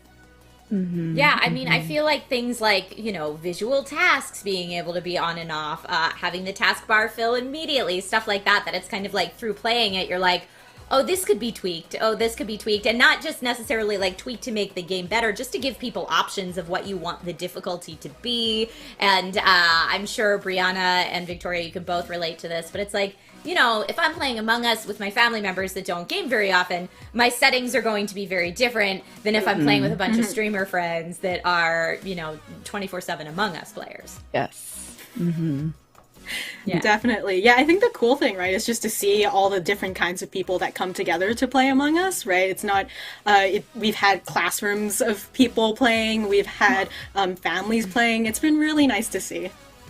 Oh, that's so cool. I am kind of curious because I have being an imposter on my mind. Are you able to maybe kill someone on a ladder or one of those moving platforms, or is that off limits? Unfortunately, it's off limits, but the fact that you thought of that, I'm like, all right, someone's ready. Someone is just ready to kill on these things. I can see it now. Stack kill on a ladder. Story mode there. I know. Oh my goodness. just plopping on the floor. Leave it push to it me. off the moving platform. If it happens, we know who is sus. So I have to ask you, Victoria, how much do you play Among Us on, like, I would say a weekly basis? Are you like, hey man, this is my work, I kind of need a timeout in my personal life, or are you just 24/7 in the game? Yeah, because it's my work, I try to separate it. Like, I'll play it for charity and stuff. But the thing is like, I'm not actually a great imposter. Like, Forrest, who's our programmer, accurately called me out for being an imposter because no one was dying. Like, I was too anxious to kill everyone. So I don't really play it in my off time, but for work, obviously I will. Fair enough. And speaking of work, I mean, I just have to say, I feel like the team has been incredibly busy within the last year. How is the development team doing? How are you all doing, kind of transitioning into this high demand for the game? Yeah, we are. I mean, one, we're grateful and excited, and we wouldn't trade it for the world or anything. But wow, we are tired and anxious. It's been really like wild to see the reactions to it and just like playing catch up with everything. But with the launch of the new map and with the account system, we're like, we've kind of caught up, so we're hoping that we can get more regular updates out and, you know, talk more. But it has been a really, really wild 2020 and 2021 at this rate. Yeah, Extremely. I bet. I see Reash45 in chat says, thank you to the devs for this game. And I'm trying to keep up with you here, chat, but it's going so fast because there is so much hype. To see Thank you, you, chat. Victoria, and to have you answer questions here live on the stream is just super cool. And to get a preview of this new map, and I'm sorry, I just laughed at that murder ball animation that just happened right there. But yeah, the airship looks super cool. As you mentioned, it's coming in, 5 days now? If people March did want to... 31st. Yeah, if people want to pre-order or get their hands on any of this content, or at least ensure that they will be getting their hands on this content on the 31st, where can people do that? Well, the great thing is, if you've already bought Among Us, whether that's on PC or mobile, it will automatically update. It's a free update. It will be there for you on March 31st. And then in 2021, it will be coming to Xbox consoles. I don't have a specific date for you yet, but that's the news.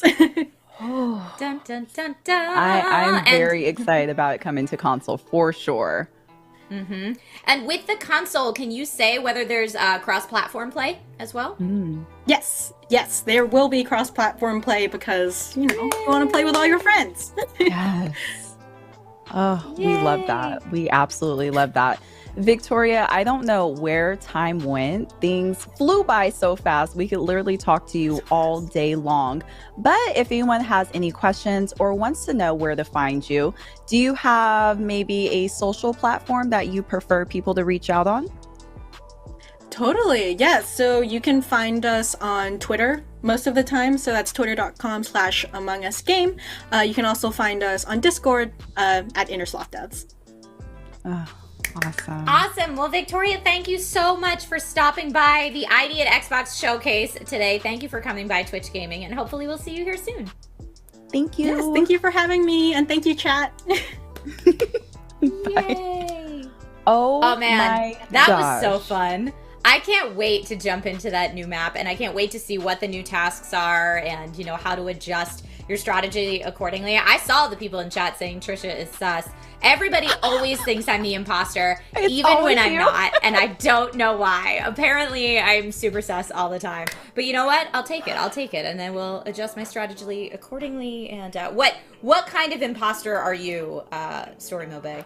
You know, I like to say I'm strategic, but sometimes when that imposter title flashes across the screen, it's like I kind of black out a little bit. Maybe I get a little hungry and crazy with power. And I'm just like, yes, the first person I see, oh yeah, that's who I'm going for. And all my little plan just goes out the window. I panic sometimes. It's fine. I try my best to have a nice clean kill when you can, like, get somebody alone and then vent out of there real quick, but it doesn't always work that way. You know, sometimes you have a kill and then 3 other players walk It in. gets and messy. I've watched it happen. It's the luck of the draw sometimes, but the more clean kills, the better. All right, folks, we have so much more show left today in the ID at Xbox Showcase. Death's Door devs are up next, and then more exclusive gameplay trailers. Huzzah! And again, just a lot more content to show you. So don't go anywhere. We will be right back.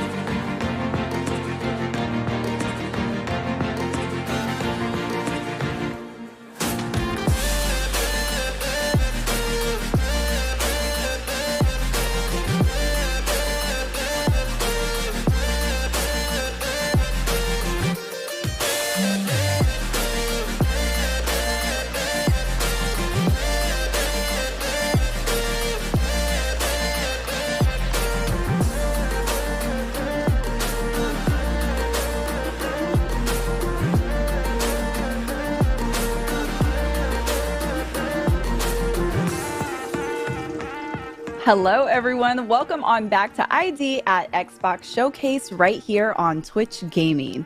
Coming up, we have very special interviews with the developers from Death's Door, interviewed by Stallion83 and Technique is going to be able to chat with the developers behind 12 minutes.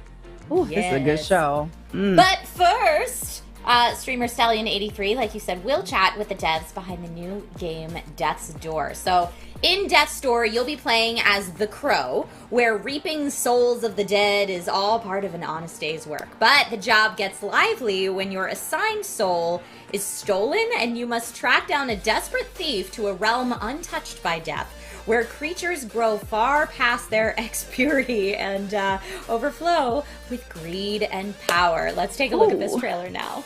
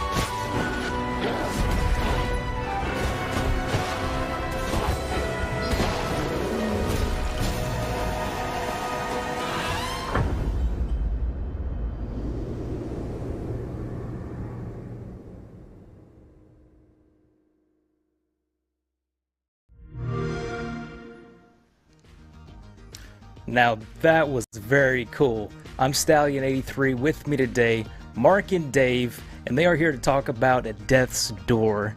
Thank you guys for joining me. Thanks for having us. Yeah, thanks for having us. Yeah. No problem. So I want to know about the crow. Like, that is, he's awesome. He's a badass crow. I want to know the inspiration behind the crow.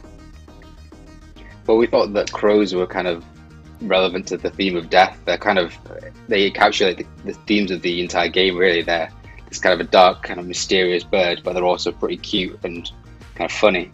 So we decided to make the character a crow, and as soon as we did that, the game started coming together. Really, really cool. So what can you tell us about the story in Death's Door? So it's set in a world where... Oh, got a bit of lag, sorry. It's set in a world where nothing dies naturally anymore. So this group of crows who work in this office that we saw in the trailer, they are in charge of reaping the souls of the dead and maintaining some kind of order in this world. You obviously are one of the crows, and you get sent to a place where nothing has died for many centuries. So as you can imagine, things basically escalate from there. Very cool, very cool. So is this a roguelike? To me it looks like a roguelike, or is it an RPG? What type of game are we looking at here? It's not a roguelike, so it is just one storyline that's single player, so you can play from start to finish, and it's like an entire experience. It has some light RPG elements in it, so with the combat system you can upgrade your things like strength and speed and basic stats like that, and you can also find new weapons along the way. And out in the world you'll have loads of different secrets to discover as well, so if someone wants to 100% the game, there's a lot of juicy secrets in the world for them to try and find. Speaking of 100%, what are the achievements looking like in this game? I have to ask you that question. It's mandatory. Nice. Well, yeah, that's part of it, because we had so much fun making this game with so many secrets and so much little touches and different things you could do. We had a lot of fun coming up with the achievements as well. Probably, I think one of the most fun ones, at the very start of the game, you can actually pick up an abandoned umbrella in this office where all the crows work, and you'll get an achievement for using that for every battle in the game. It's basically a very weak weapon that is half as powerful as any other weapon in the game, so it's a hard mode for people who want to do that kind of thing. So that might be the most challenging achievement, that one right there. May well be, yeah. I haven't even attempted it myself, so I can't even comment on that. Oh, wow. So with a game called Death's Door, are players going to die a lot in this game? There'll certainly be a few deaths to have to go through, yeah. So it's a kind of game where you... I wouldn't say it's hard as nails. If anyone's played our previous game, Titan Souls, that would be described as probably hard as nails, but this is a bit more forgiving, a bit more accessible, but we still think it will present a good challenge for anyone who was a fan of the old game. Yeah, I think this one is certainly a very intense action game, and it's definitely going to challenge you. But one thing that we wanted to do this time around was create something where if you are hitting a wall with a really ridiculously hard boss, you don't just have to keep trying over and over again. You will have options you can do, different things you can do to prepare. So you might want to go and get more souls, which lets you upgrade your stats a bit, enhance your play style, or you might want to go and search the world for various secrets. So there's alternate weapons that you might feel more comfortable with, and you can also find upgrades for all the abilities that you have access to. So yeah, we want people to be able to take different approaches and overcome challenges in their own way.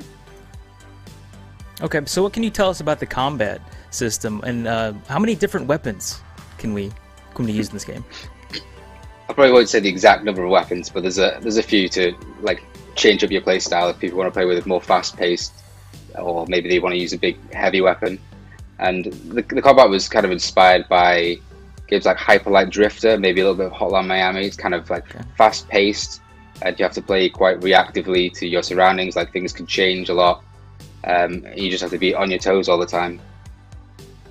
And we were also really careful to make sure that all of the moveset that you have is very fast, very fluid, very responsive. So every action you perform, it'll be executed within very few frames of you pressing the button. So you have that kind of nice, rapid fluidity that gives you what you need to overcome any kind of challenge. Yeah, it looks incredible. Yeah, you want like to I take told the you guys same kind before. of reactive. Incredible. Sorry, go ahead. Yeah, you Mark. want to Mark, take go the same ahead. kind of reactive like interaction with like Titan Souls, like pixel art kind of games, and then bring it to the 3D world as well. Okay, so what about replayability? How much replayability will this game have? I think like the first thing I would recommend doing when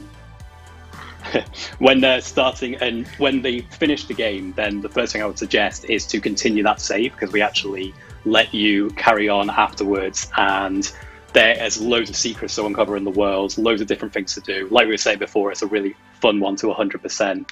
And then beyond that, then because we've got this kind of light RPG system, you can go for a different build if you wanted to replay it. And it does change quite a lot, so you can focus on something that's far more speed and magic based, or something that's more down to brute strength and range and that kind of thing. So yeah, I think that would be the best way to enjoy its replayability. So how many bosses are we looking at? We're looking at, like, what is this right here on screen right now? Is that a castle boss? It looks really awesome. Yeah, that's technically a mini boss, actually. I mean, mini is probably not the right word for it, but yeah. So there's a handful of good boss characters in the game. As you progress through, you kind of the core bosses have their own storylines that develop, and you kind of interact with them a few times while you're on your journey. So by the time you get to them, you maybe know a bit of their backstory, and you're going through their area of the world, which is kind of they've left their mark on the world. Yeah, we really want to show how these bosses have adapted to the strange situation that's going on in this world, and how they've become these like overly powerful beings, and like Mark was saying, how they've affected the world around them. So there's a lot of kind of, each chapter of the game has a bit of build up, learning about this boss, potentially even meeting them, and then when you do get to the bosses, it's like a culmination of that chapter, and our opportunity to up everything to 11 basically. Cool. So, when can players get their hands on this game? When is this coming out? We're actually pretty far along with it. We're almost content complete. We're just polishing and we're fixing bugs. So we're hoping to launch this summer. Awesome, man. That sounds great. What about like DLC? You guys got anything planned for DLC down the line? We're focused on making sure that... Sorry, yeah, we're focusing on making sure that the core experience is a full, satisfying thing where, you know, if you want to explore when you're playing the game, you know that that world is entirely realized. There's nothing we're waiting to add later. So we're focusing on the core single-player narrative experience for now, and then, yeah, maybe we'll consider other things after. So if fans want to follow, you know, more information about this game, where can they find the updates for this? They should follow us on Twitter @AcidNerve, and we'll be sure to keep everyone updated. So you're just two guys, right? PlayThatStore.com as two well. guys make this game. Is that correct? Yeah, we handle quite a lot between us, but we also have an art team. So we have this awesome team of a couple of concept artists and a 3D modeler who work with us as well. So it's them who've created all of the assets that we need to bring our ideas to life. But yeah, we wear quite a lot of hats between the two of us as well. It's quite a good collaborative project where everyone has a lot of creative input.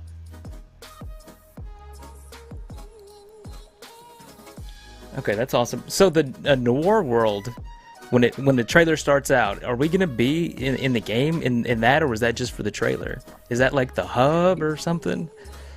Yeah, that acts as a hub world. So as you progress through the game, which is one like consistent open world to explore, you'll find these like keyholes which you can unlock, and they kind of introduce shortcuts back into this hub world. So the actual main world is like this color, overgrown, like interesting place. Then there's the office where the Reapers work, which is kind of a noir, it's kind of depressing, bureaucratic environment. Yeah, in the trailer I saw like tombs floating. What's in the tombs? They were probably the doors. So the doors. Was it a bunch of doors? The place that the crows work, yeah, it's called the Hall of Doors. So basically, the way that the crows do their job of reaping souls, they have these doors which can lead them to any place. So that's how it functions as a hub. You can use the doors to travel via shortcuts to back anywhere else in the world where you were before. Okay, well, thank you guys for your time. I appreciate it, and we're kicking it back. Thank you guys so much. Thanks very much for I having appreciate us. Thanks. Oh, Death's Door. Oh, these look good. Now, I do want to say first, shout out to all of the developers, but especially these smaller studios. My goodness. I mean, they were even saying between the two of them how many different hats and how many different roles and responsibilities they have to create these amazing games. So shout out to all of you, because, oh my gosh, I can only imagine how hard of a job that is. So much. Yeah, just a team of two. Way to go, Mark and David. Love to see it. And chat was really loving this one. I was trying to pull comments out as we go. I saw Monkey Dwalis is for real, instant buy. I am Orvana's, I'm sorry if I said your name wrong, said, devs made a really great game, love the dark mood, GG, and tons of love in chat for the black and white atmosphere when we saw kind of the black and white atmospheric scenes, and I definitely want to know more about this world that they're fleshing out. I think it really, really looks cool. I even saw some people in chat saying, potential future game of the year. So definitely loving that. Again, way to go, team of two, Mark and David. Yes, for sure. Up next, everyone. Oh, I'm excited about this. Have you ever wondered what it would be like battling dinosaurs with guns? Or are you hoping to learn what kind of weapons you'll get to use in S.T.A.L.K.E.R 2? Our next batch of trailers will provide many exciting updates to games we're all dying to play. I see you guys in the chat moving. Let's take a look at some more new gameplay trailers. Here we go.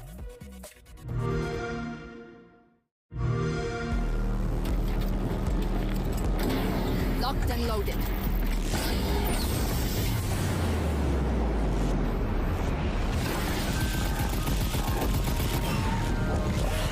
Hanging the area. Aim for the weak point.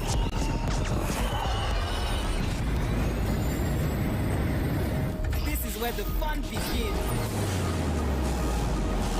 Fences up. Laser tag.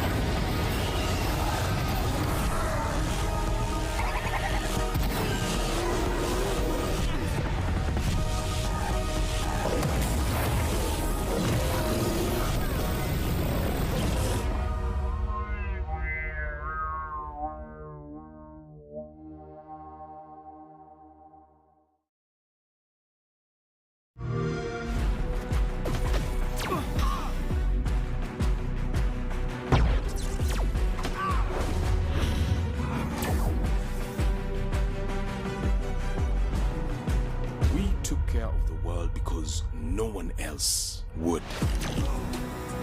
We thought we could keep everything safe, protect everything that mattered. And we were wrong. What was the difference between the people on the inside or the outside? Neither of them gave a damn about the beings that power our way of life.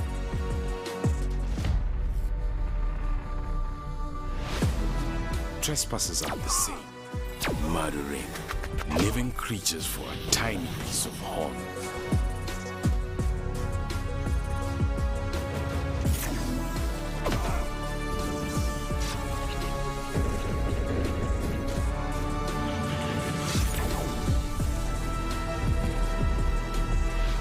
We are the caretakers.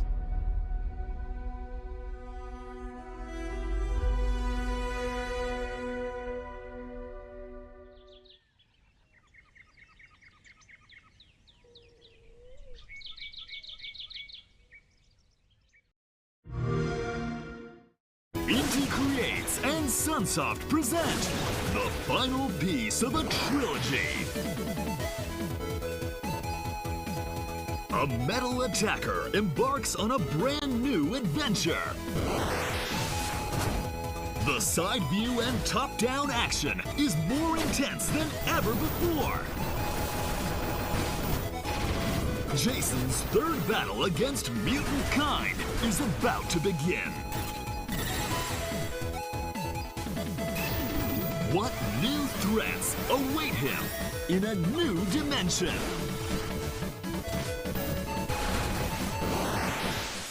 The pinnacle of mutant blasting action is here! Blaster Master 03! A new chapter in Blaster Master history unfolds! July 29th, 2021.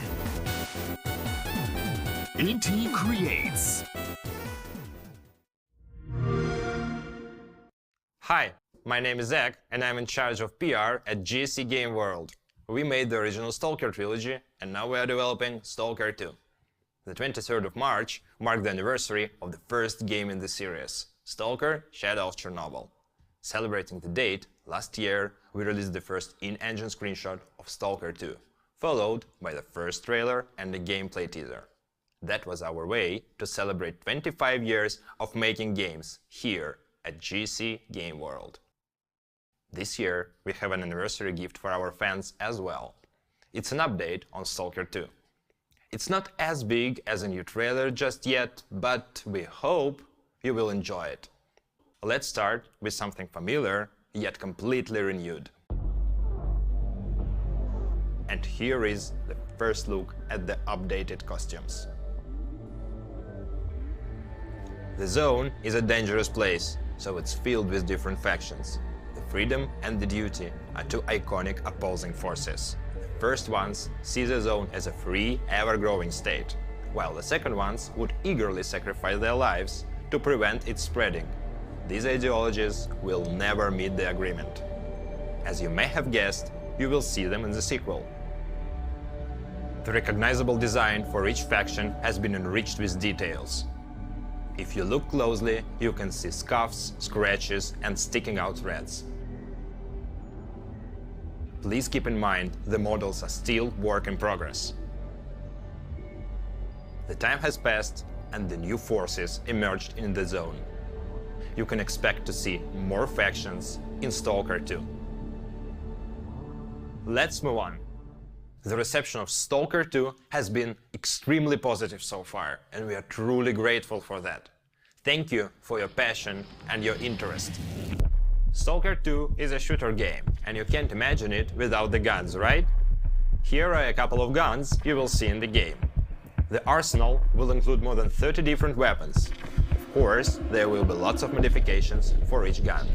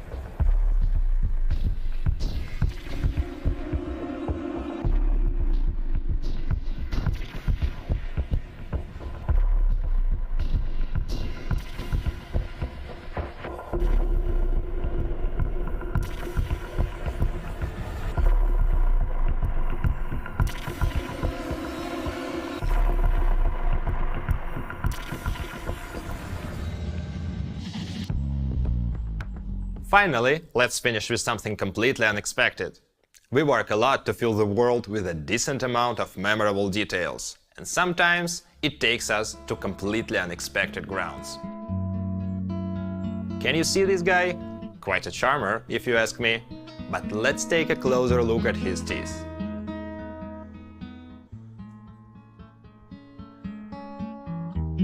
And the tooth is gone, or changed, or replaced with a dental crown.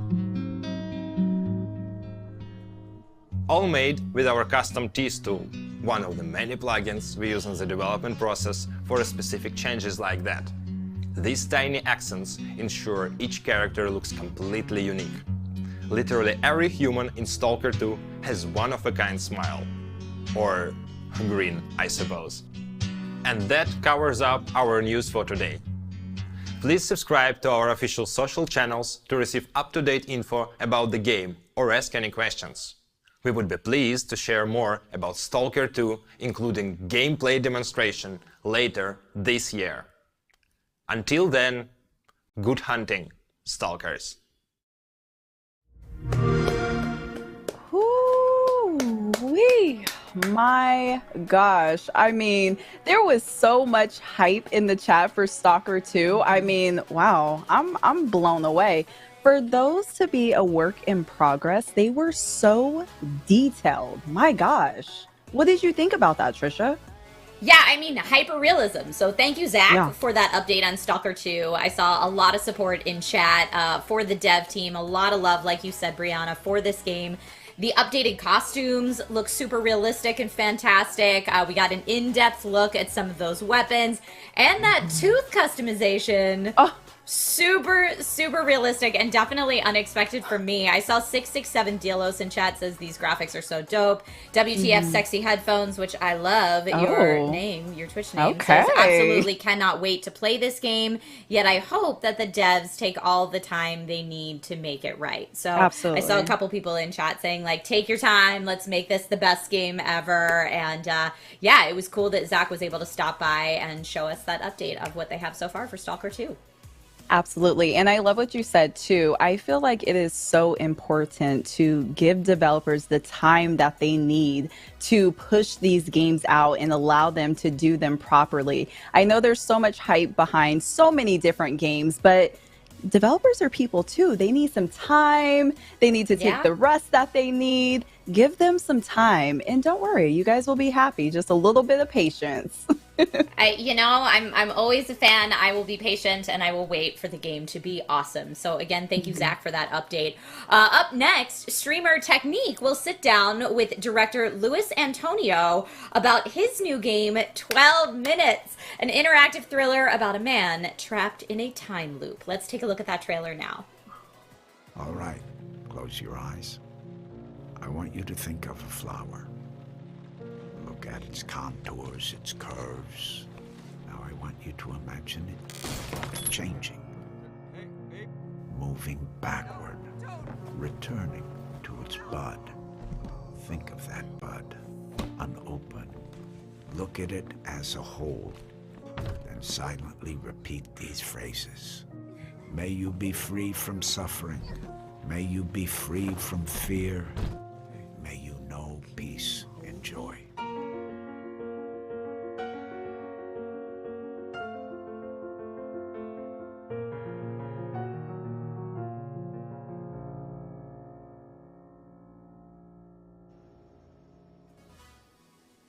Hello everyone, welcome back, and imagine being stuck in a thriller-themed 12-minute time loop over and over again to figure out what's going on in your life.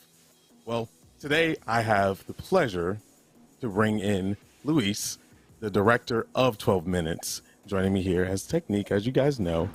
Luis, I am, this game, when I first saw it at E3, I was just like, what is this and what's happening? Because it reminded me of an old movie called Butterfly Effect a long time ago. I remember seeing it when I was younger, and it blew my mind. Can you introduce yourself and tell the chat a little bit about yourself and about this game, 12 Minutes? Hey, Technique. Yeah, definitely. So 12 Minutes is Yeah, it's an interactive thriller about a man trapped in a time loop. The whole game happens inside an apartment. You come home from work, you're having an evening with your wife, then this guy shows up. He accuses your wife of murder, and then he attacks you, you pass out, and then you go back to the start of the evening. And then you have to use the knowledge that you accumulate every loop to try to change the outcome and hopefully break the loop. It all happens inside the apartment, it's all in real time, and the game doesn't really tell you what to do, right? So it's kind of up to you to decide what to do based on what you experience. I love that. It seems there's so many setups for failures and maybe one success. But before we get into all the complications of the game, we have to know, and I'm pretty sure you got hit with this question, when is the game going to be ready? Because we are ready to get our hands on this and experience the 12 minutes and find out how to overcome this loop. So the game, we're at the final stage, like final stages. We're doing QA, polishing, a lot of playtesting, making sure that the game is really smooth, finalizing the music. It's going to come out soon, very, very soon. Definitely this year. The exact date we don't know yet, but once we do, we're gonna announce it, and it's happening. It's definitely happening. We believe you. I can see the progress over the years for sure. But we can't talk about the game without going into a little bit more detail about this. Is a cinematic thriller, so to speak, and it's very interactive. So the most important key components of this is your cast and the voiceovers and the narrator. Could you go in a little bit more detail about that? Yeah, so the whole experience, because the game never really tells you what you should be doing, it's a bit about how you interpret what's happening. And so it's a very personal, intimate environment where it's you with these two other characters, and yeah, so the voice acting is there to really help.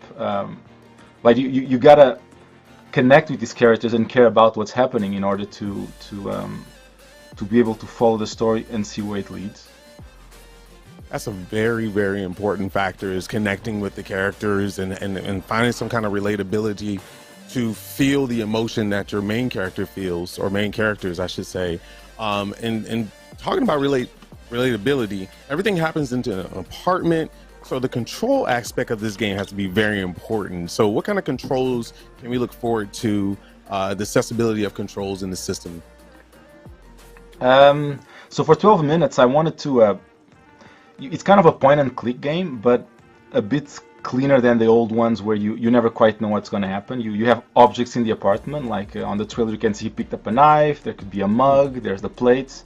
So anything you can pick up, you can combine with other characters or with yourself. And then there's things you can like open the door, close the door, and it might seem that it's not that many interactions, but each one, the characters react to everything you do. So very quickly it branches out into many possibilities. Oh, that's amazing. Yeah, I saw a tiny bit of the gameplay through the trailer. It seemed like the stuff that you do pick up everything has a consequence, it seems, and it's kind of like a risk-reward system. You know, like eating dinner. What if you pick up a knife and you try to go after the guy that comes in the apartment? You might have a consequence of that. That's really, really cool. I would love to dig more into the story, narrative, and the characters. Now, you have I'm guessing that's her husband that comes home to see his wife, and they're going to have a nice dinner, and somebody's going to come by at some point and accuse her of murder. Is there anything else you could tell us about that? Like, I mean, does the husband not know about the murder? Like, what's going on? Are both shocked?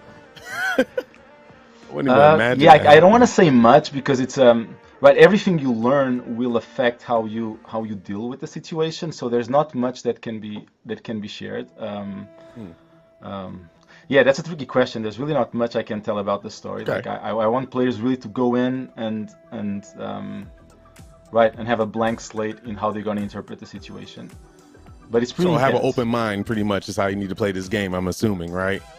Yeah, like the situations that you're going to go through. None of them. There's no right or wrong, right? For example, let's say the cop comes in and he starts attacking you, right? You could try to fight or not fight, but each option that you choose will branch out in a different direction. So you're always learning, and you will use that knowledge, and the character also learns everything that you've done, and you're going to try to use that in order to try to change the outcome. So having a blank slate is pretty good for the player, I think.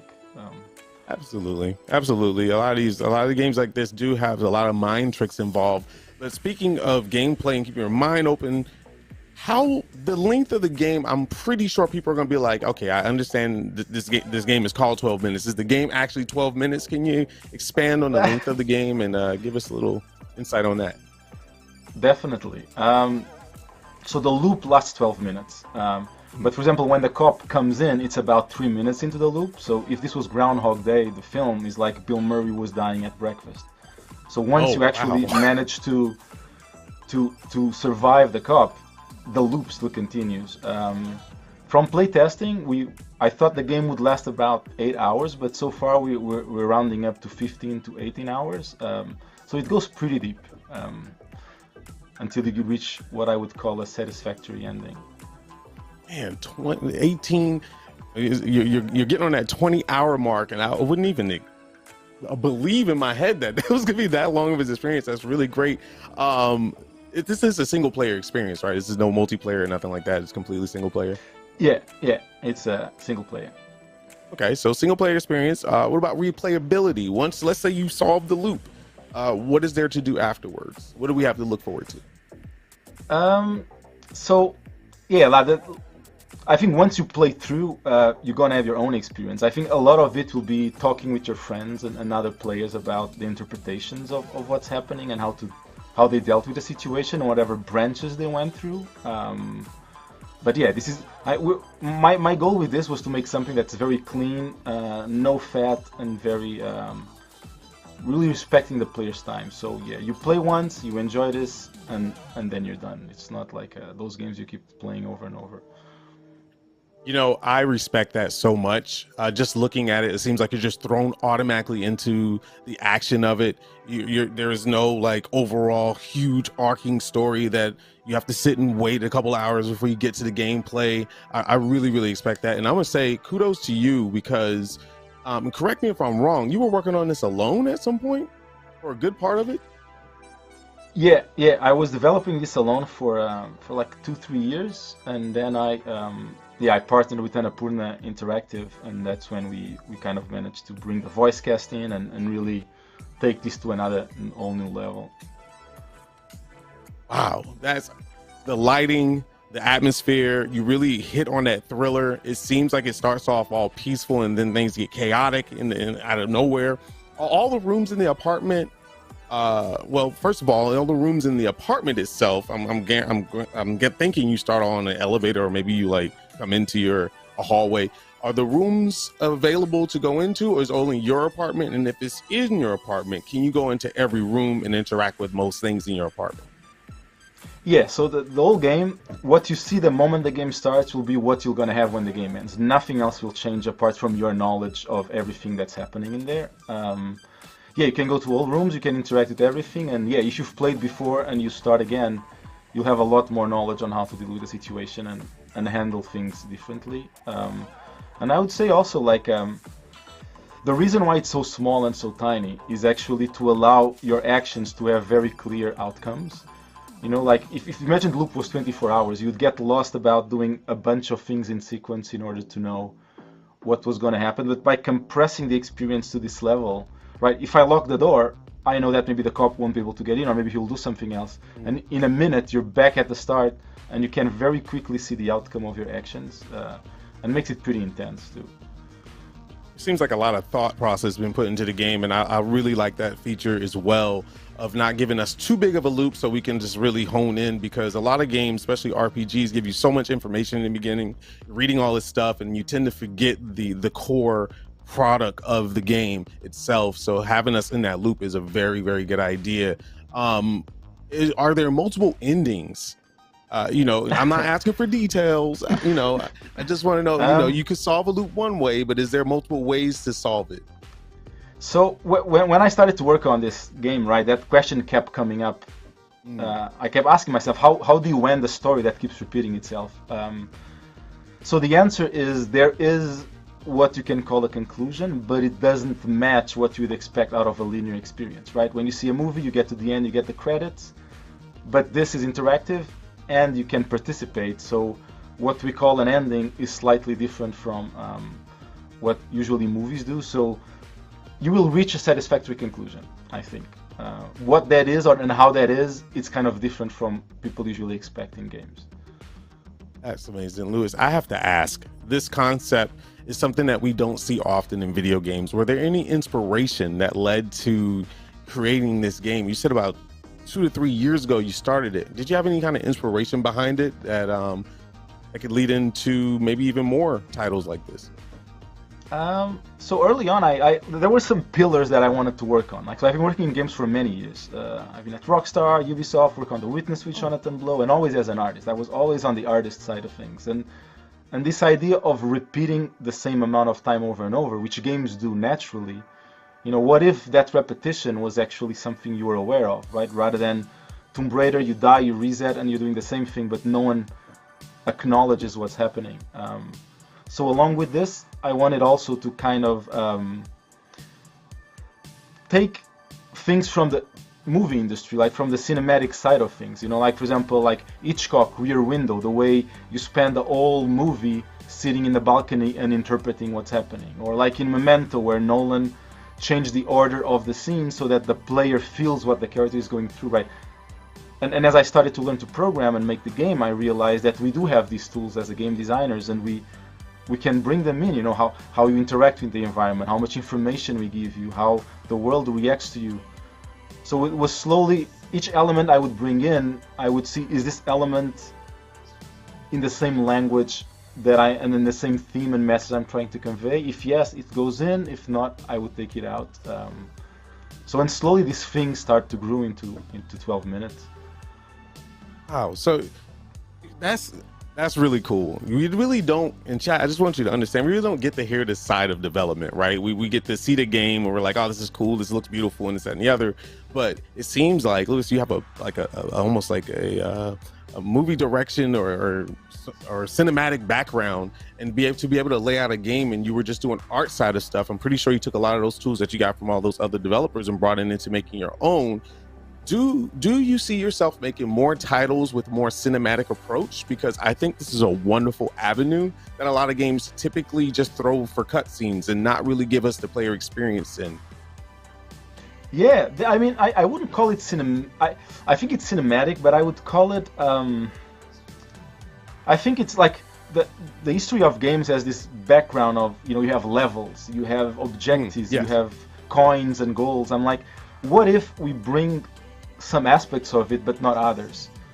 And I think for this specific experience, I think being cinematic and bring a lot of cues, you know, from films about the way the actors move, the way they talk to each other, the tempo, and everything makes sense. And I would like to keep doing that for sure. But if the next titles would be similar, I don't know. But I think this idea of really paying attention to the elements we bring in, like, for example, the top-down, the main reason for being top-down is so that you can easily navigate in the environment, right? If you bring first-person, suddenly 80% of the people cannot play the game because they don't know how to control the character. But I realized, look, if you just click where you go, and then when you go into an object like the fridge, it goes into first-person and out, you keep having all the verbs you would have in other video games, but the simplicity is there. So someone who doesn't play video games can just jump in, as long as you know how to click where you want to go to, it just works. And there's no compromise in the design complexity. I could pick your brain all day. You just seem to have an answer for everything. I love it. Wow, that is just amazing. So the funny thing is, I love how you chose, I was thinking about the accessibility and what you were saying, because I was like, yeah, us video gamers are going to be, a lot of people are going to just be like, why point and click, where we can experience this a little bit more in depth. But I also love the fact that you went point and click for the simple fact of you get to see the environment that you're in, and it kind of builds a kind of tenseness to it as well. Like when you hit your first loop or your second loop, you know this guy is coming. What do you do? Where do you go? You know, and being in first person, you kind of panic and you lose a lot of that atmosphere effect. Being able to go into rooms, lock doors, and pick apart certain mental puzzles, I should say, to fix it. Now, I really want to know about, before we let you go today, I really want to know about the characters, because they're the most important key components of this game right now, especially the main character that you play. Does his attitude change through the loops, or do you kind of have like a more of a monotone feel? Does he start to realize that he's in a loop and he's like, oh my God, and he gets frantic? Or the choices that you make conversation-wise get a little bit more tense or soothing? Yeah, so that's a really good question. So early on, I kept asking myself, how am I going to convey the progress of the character if everything is resetting, right? I cannot change his clothes, I cannot change...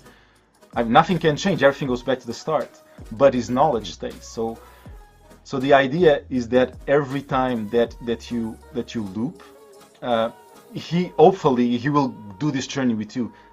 We try to read the frustrations you're going through, and he will react to those frustrations, and everything that you make him do, he's going to be aware. So for example, when you go talk with the wife, everything you know is what you will, every loop you do, everything you do, he will know it and be able to talk and execute on in the next loop. Or if you make him do things that he doesn't feel very comfortable, the more he makes them, the more comfortable he will be making them. So he evolves next to you, and you'll see that evolution. The way he talks with the wife, like the first time maybe he's very excited to see her. By loop 50, he's like, hey, how are you? What's your day? No. So you see that evolution. You put that realism in it. Yeah. And something else we realize is by being top down, you don't see the faces. And by not seeing the faces, first we don't go into this technical challenge of rendering faces, but suddenly the body movement and the voice acting, they elevate the experience, because you're kind of projecting what they're saying to each other, because you don't see exactly what the faces are doing, and it really helps keep this intensity.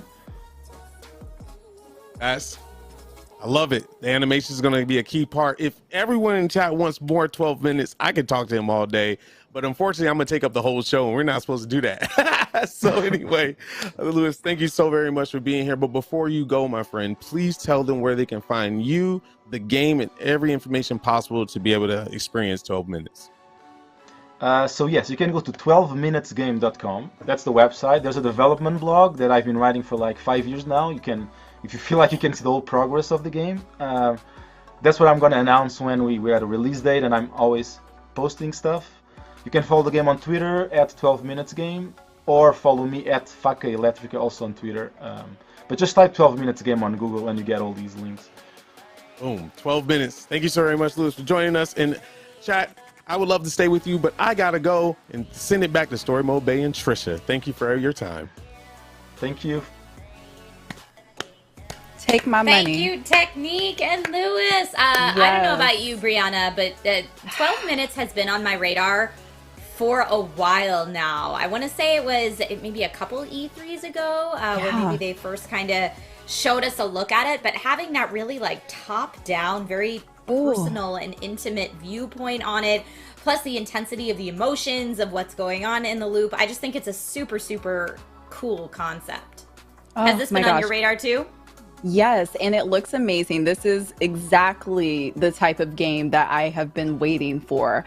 I definitely love to see so much hype coming in from the chat, especially because the concept of the game is so brand new and different. Normally, I feel like people would be a little bit apprehensive, like a top-down view the entire game. I don't know, but there was so much hype, and I understand completely. Like I said, take my money, take my credit card right now. Like, I am buying it day one, no questions asked. Oh yeah, a lot of people in chat saying buying day one. I saw that Silky C said, I want to play this game so bad, it looks so good, and the concept is so fascinating. Amias94 said, concept sounds amazing, well done guys. And Stud93 said, the art design is so beautiful and clean. So a lot to love with 12 minutes. But we have so many other things still to cover. Next up, we have another exciting game from Annapurna Interactive to announce. Last Stop. But rather than show you a quick trailer, the team at Annapurna Interactive were nice enough to send along an exclusive gameplay demo. So after that, we will then meet the creators of the game, Astra Ascending. So right now, let's take a look.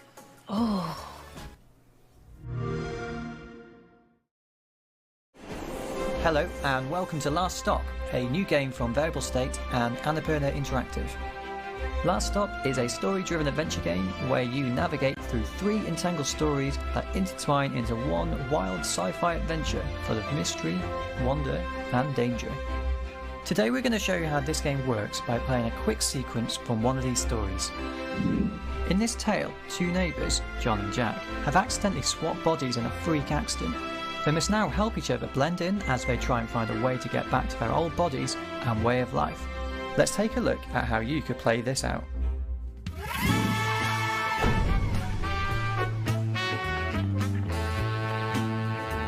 So where do you work? Superfab. It's not far from your office, actually.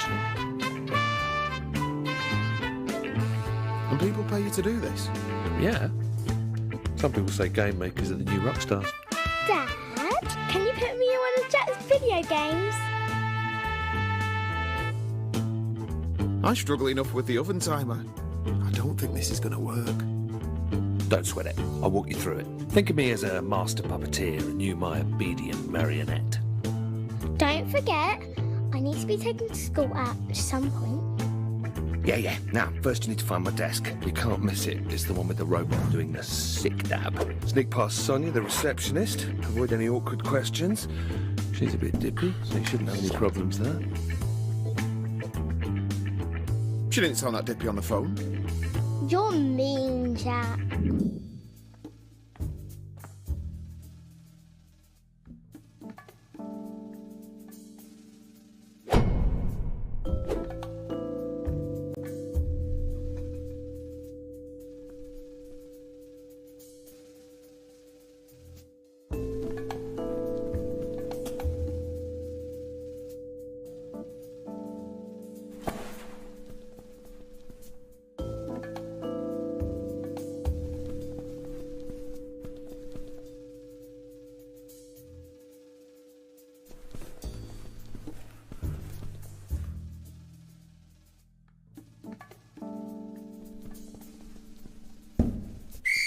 Hello, stranger.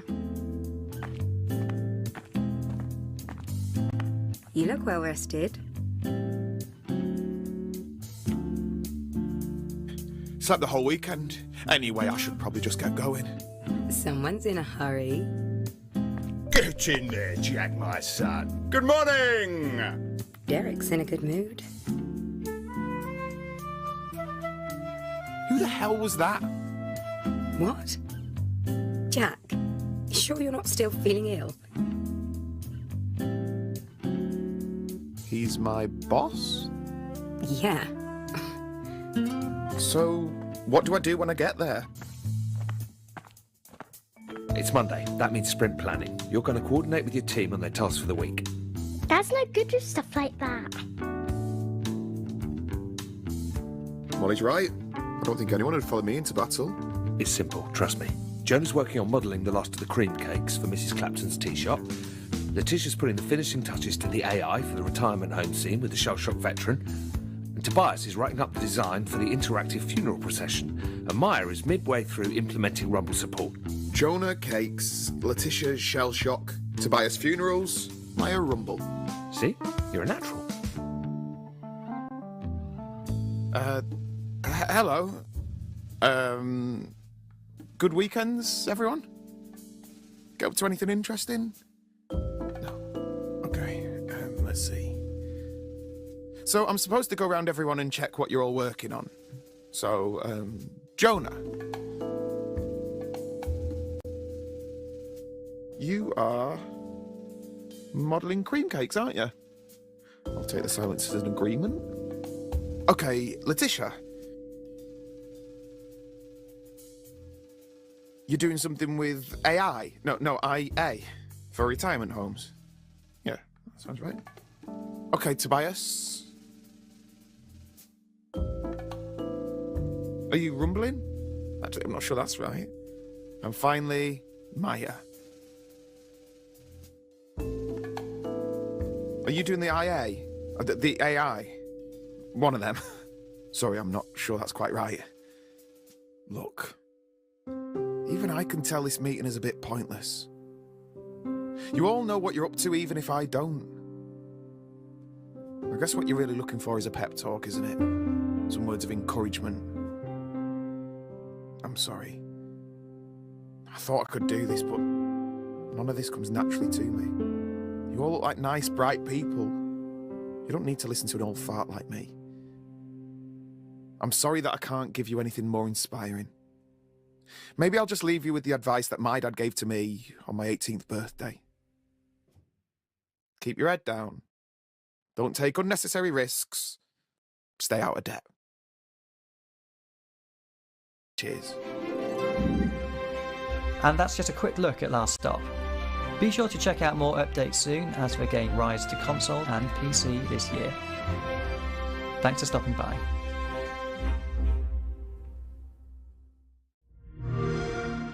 Demigods, ascend!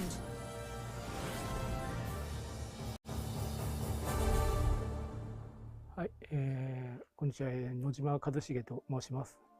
ですね、普段は日本の大手の、メーカーさんの、割と対策みたいな感じの、ロールプレイングゲームのシナリオを書かせてもらってます。崎本と申します。作曲家と、あとは、サウンドプロデューサーなどをやってることが多いです。あと、ベーシスケープという会社の、運営をしています。代表作は、多分一番有名なのは、スクエア社の、ファイナルファンタジー12でしょうかね。アストリア・アセンディングの中では、私は、世界観の設定と、あと、プロット、ストーリーと、細々としたセリフまでやってます。はい。ミュージックディレクターだと思います。はい。もちろん、作曲もしています。はい。ストーリー上っていうか設定上、この星に住んでる人たちは、調和の実っていうのを食べてて、ある意味、その本能的な部分は抑えちゃってるんですよね。鳥はあんまり高く飛べなくなっちゃったし、猛獣系のやつらはちょっと筋力が落ちたりしてるんで、それでなんとか調和を保ってるんですけども、テーマ的にはそのあたりですかね。もう我々にとっての調和の実っていうのは何だろうみたいな。お話はそうですね、かなりシビアに展開していきますね。なんで、その人の大義とは何なんだろうとか、何かを守りたかったりして、そういうのっていうのはその人間が動くその根本的な原動力だと思うんですけど、その結果どういうことが起こっていくのかとか、そうですね。そういうことを結構突きつけられる感じのゲームだと思います。主人公たちはデミゴットっていう、その調和を守るための戦隊みたいな感じなんですよね。国民の中から、割とランダムに選ばれて3年間の任期を務め上げるんです。ディレクターのジュリアンさんからも言われていたんですけど、とにかくそういうその人間が嫌いになるような感じにはしないでほしい。人間のその可能性をちゃんと信じられるものにしてほしいっていうふうに言われていて、それは多分一番大きなそのテーマなんじゃないですかね。主人公たちがそのデミゴットに選ばれるまでは普通の人たちなんですよね。それぞれ幸せだったりいろんな問題を抱えてたりする普通の人たちなので、その人たちが、何でしょう、特に仕事として、平和を守るっていうその葛藤とか喜びとかを描こうとしました。先ほど少し触れましたが、その旋律とかモチーフとかをゲームの中のその音の機能としても使ってるんですね。でも実はそういうのをすごいやりすぎるとだんだん音楽から遠くなっていっちゃうんですよ。なのでそういうことがないようにちゃんと音楽としてもうまく機能するし、サウンドトラックとしても機能するし、あとはそういう記号としても機能するみたいな、そういうところを目指してやりましたので、そこはうまくいくといいですね。僕自身はやっぱりゲームが大好きでこの業界に入ってきてるので、ゲームに対してこうあってほしいみたいな、それとか、あとは昔自分が遊んでて楽しかったゲームに対しての思い出とか、あとは思い出補正入りだと思うんですけど、そういうものがもっともっと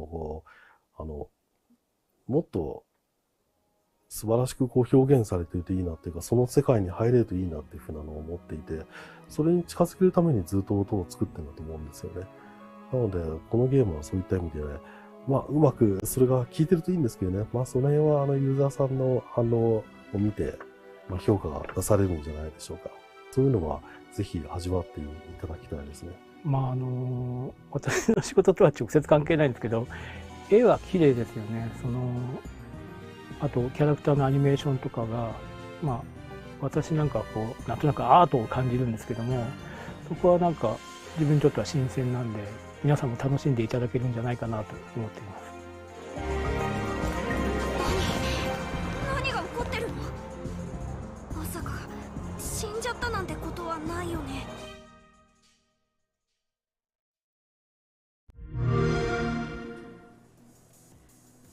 Oh man, how awkward was that poor meeting in the last Stop trailer? Like, I felt it in my soul, Brianna. How awkward it was for that guy. What'd you think?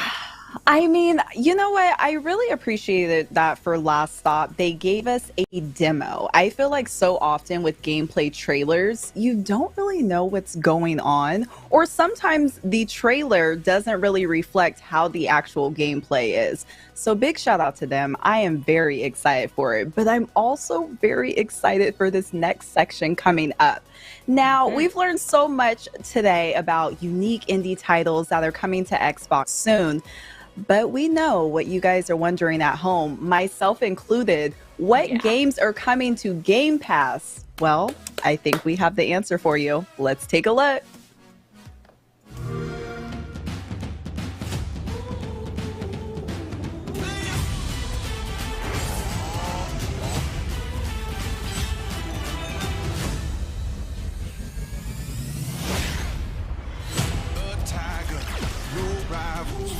Shake on my arrival. Unleash that beast. Let my claws out, show my teeth. Stop dancing and get to it. They can't stop my fire. All they can do is just watch me climb higher.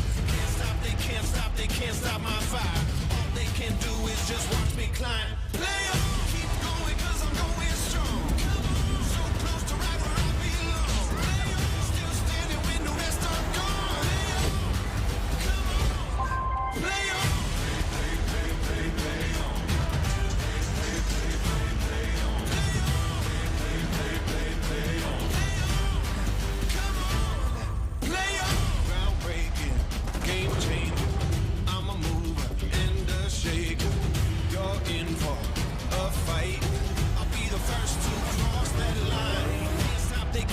They can't stop my fire. All they can do is just watch me climb higher.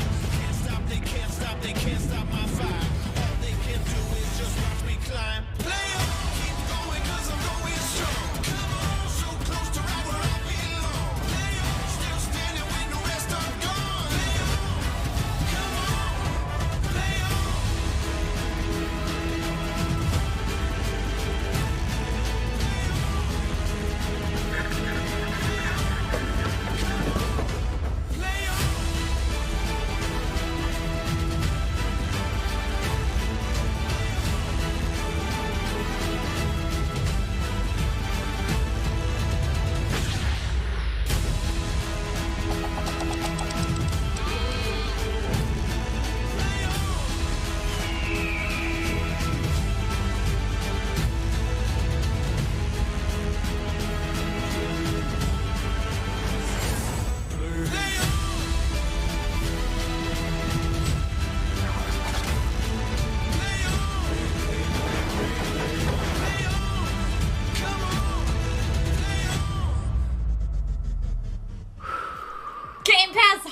So many great games coming to Game Pass. I mean, like, I've tried to keep track of them all, but they were flying at me so fast. Celeste, Wild at Heart, Nobody Saves the World, The Ascent, and for everyone who's been asking for it in chat, Library of, is it Ruina or Ruina? I know I'm going to say it wrong, but yes, coming to Game Pass, which is super exciting. Game Pass is so dope. Harrison Ave, I see you there in chat. But yeah, so we've seen a lot of great games today. We've seen a lot of teases, and of course, super hyped. Brianna and I are both super hyped about what is coming to Game Pass. But I just want to take a moment to thank everybody who's joined on the show today. We had Chris Charla from ID at Xbox earlier, Victoria Tran from Inner Sloth for Among Us, Gwen and Trina were here to talk about from Chikung Club to talk about Soup Pot. Lewis was here just recently to talk about 12 Minutes. Graham and Ian talking about Nobody Saves the World, which was awesome, from DrinkBox Studios. Zach and Lou were from Bunny Hug, and they were here talking about Moonglow Bay. Mark and David were here from Acid Nerve talking about Death's Door. And of course, a huge thank you to all of our streamer friends and guest hosts who were here today. Kate Stark, Stallion83, Danatage, Technique, and Blind Gamer Steve. You guys were all awesome, and Brianna and I literally couldn't have done the show and shown you all of these wonderful indie games without you. So, yeah, Brianna, how you feeling? Oh my gosh, I can't believe we're at the end of our show. This was so amazing to be a part of and co-host with you. I do want to take a minute to shout out to production for holding it down behind the scenes. I know it is not easy putting these shows together and getting everyone in their right places where they need to be. So thank you. We do appreciate you. Now, if anyone's, looking for me on the internet, my name is Story Mode Bay. You can find me on Twitch, Twitter, Instagram, TikTok, if you're into that sort of thing. Come by and say hi. I promise I don't bite at all. Now, Trisha, where can everyone find you? If people want to find me on socials, on Twitter, Instagram, etc., it's that girl Trish with no I in the girl, so just that GRL Trish. Or right here on Twitch, you can find me at Trisha Hirschberger. Just my name. It's like right there. Yeah, right there. But this has been so much fun. If you are an indie games fan, I do an indie games showcase on my channel every Tuesday. But you can expect to see lots of AAAs and stuff on my channel as well. But we have a real good time. Stop on by and say hi to the Dragon Rider Army. And thank you to everybody who's been here in chat, who's been commenting. We see you. Thank you just for participating in the show. And also shout out to anyone co-streaming this event today. Yes. I know all the things here on Twitch Gaming are co-streamable. So to all my co-streamers out there, what's up and thank you. So again, just thanks to everyone who was part of the showcase today. I hope you found a new indie game to fall in love with. And we'll see you soon with more great content here on Twitch Gaming. Thanks, everybody. Bye. Bye.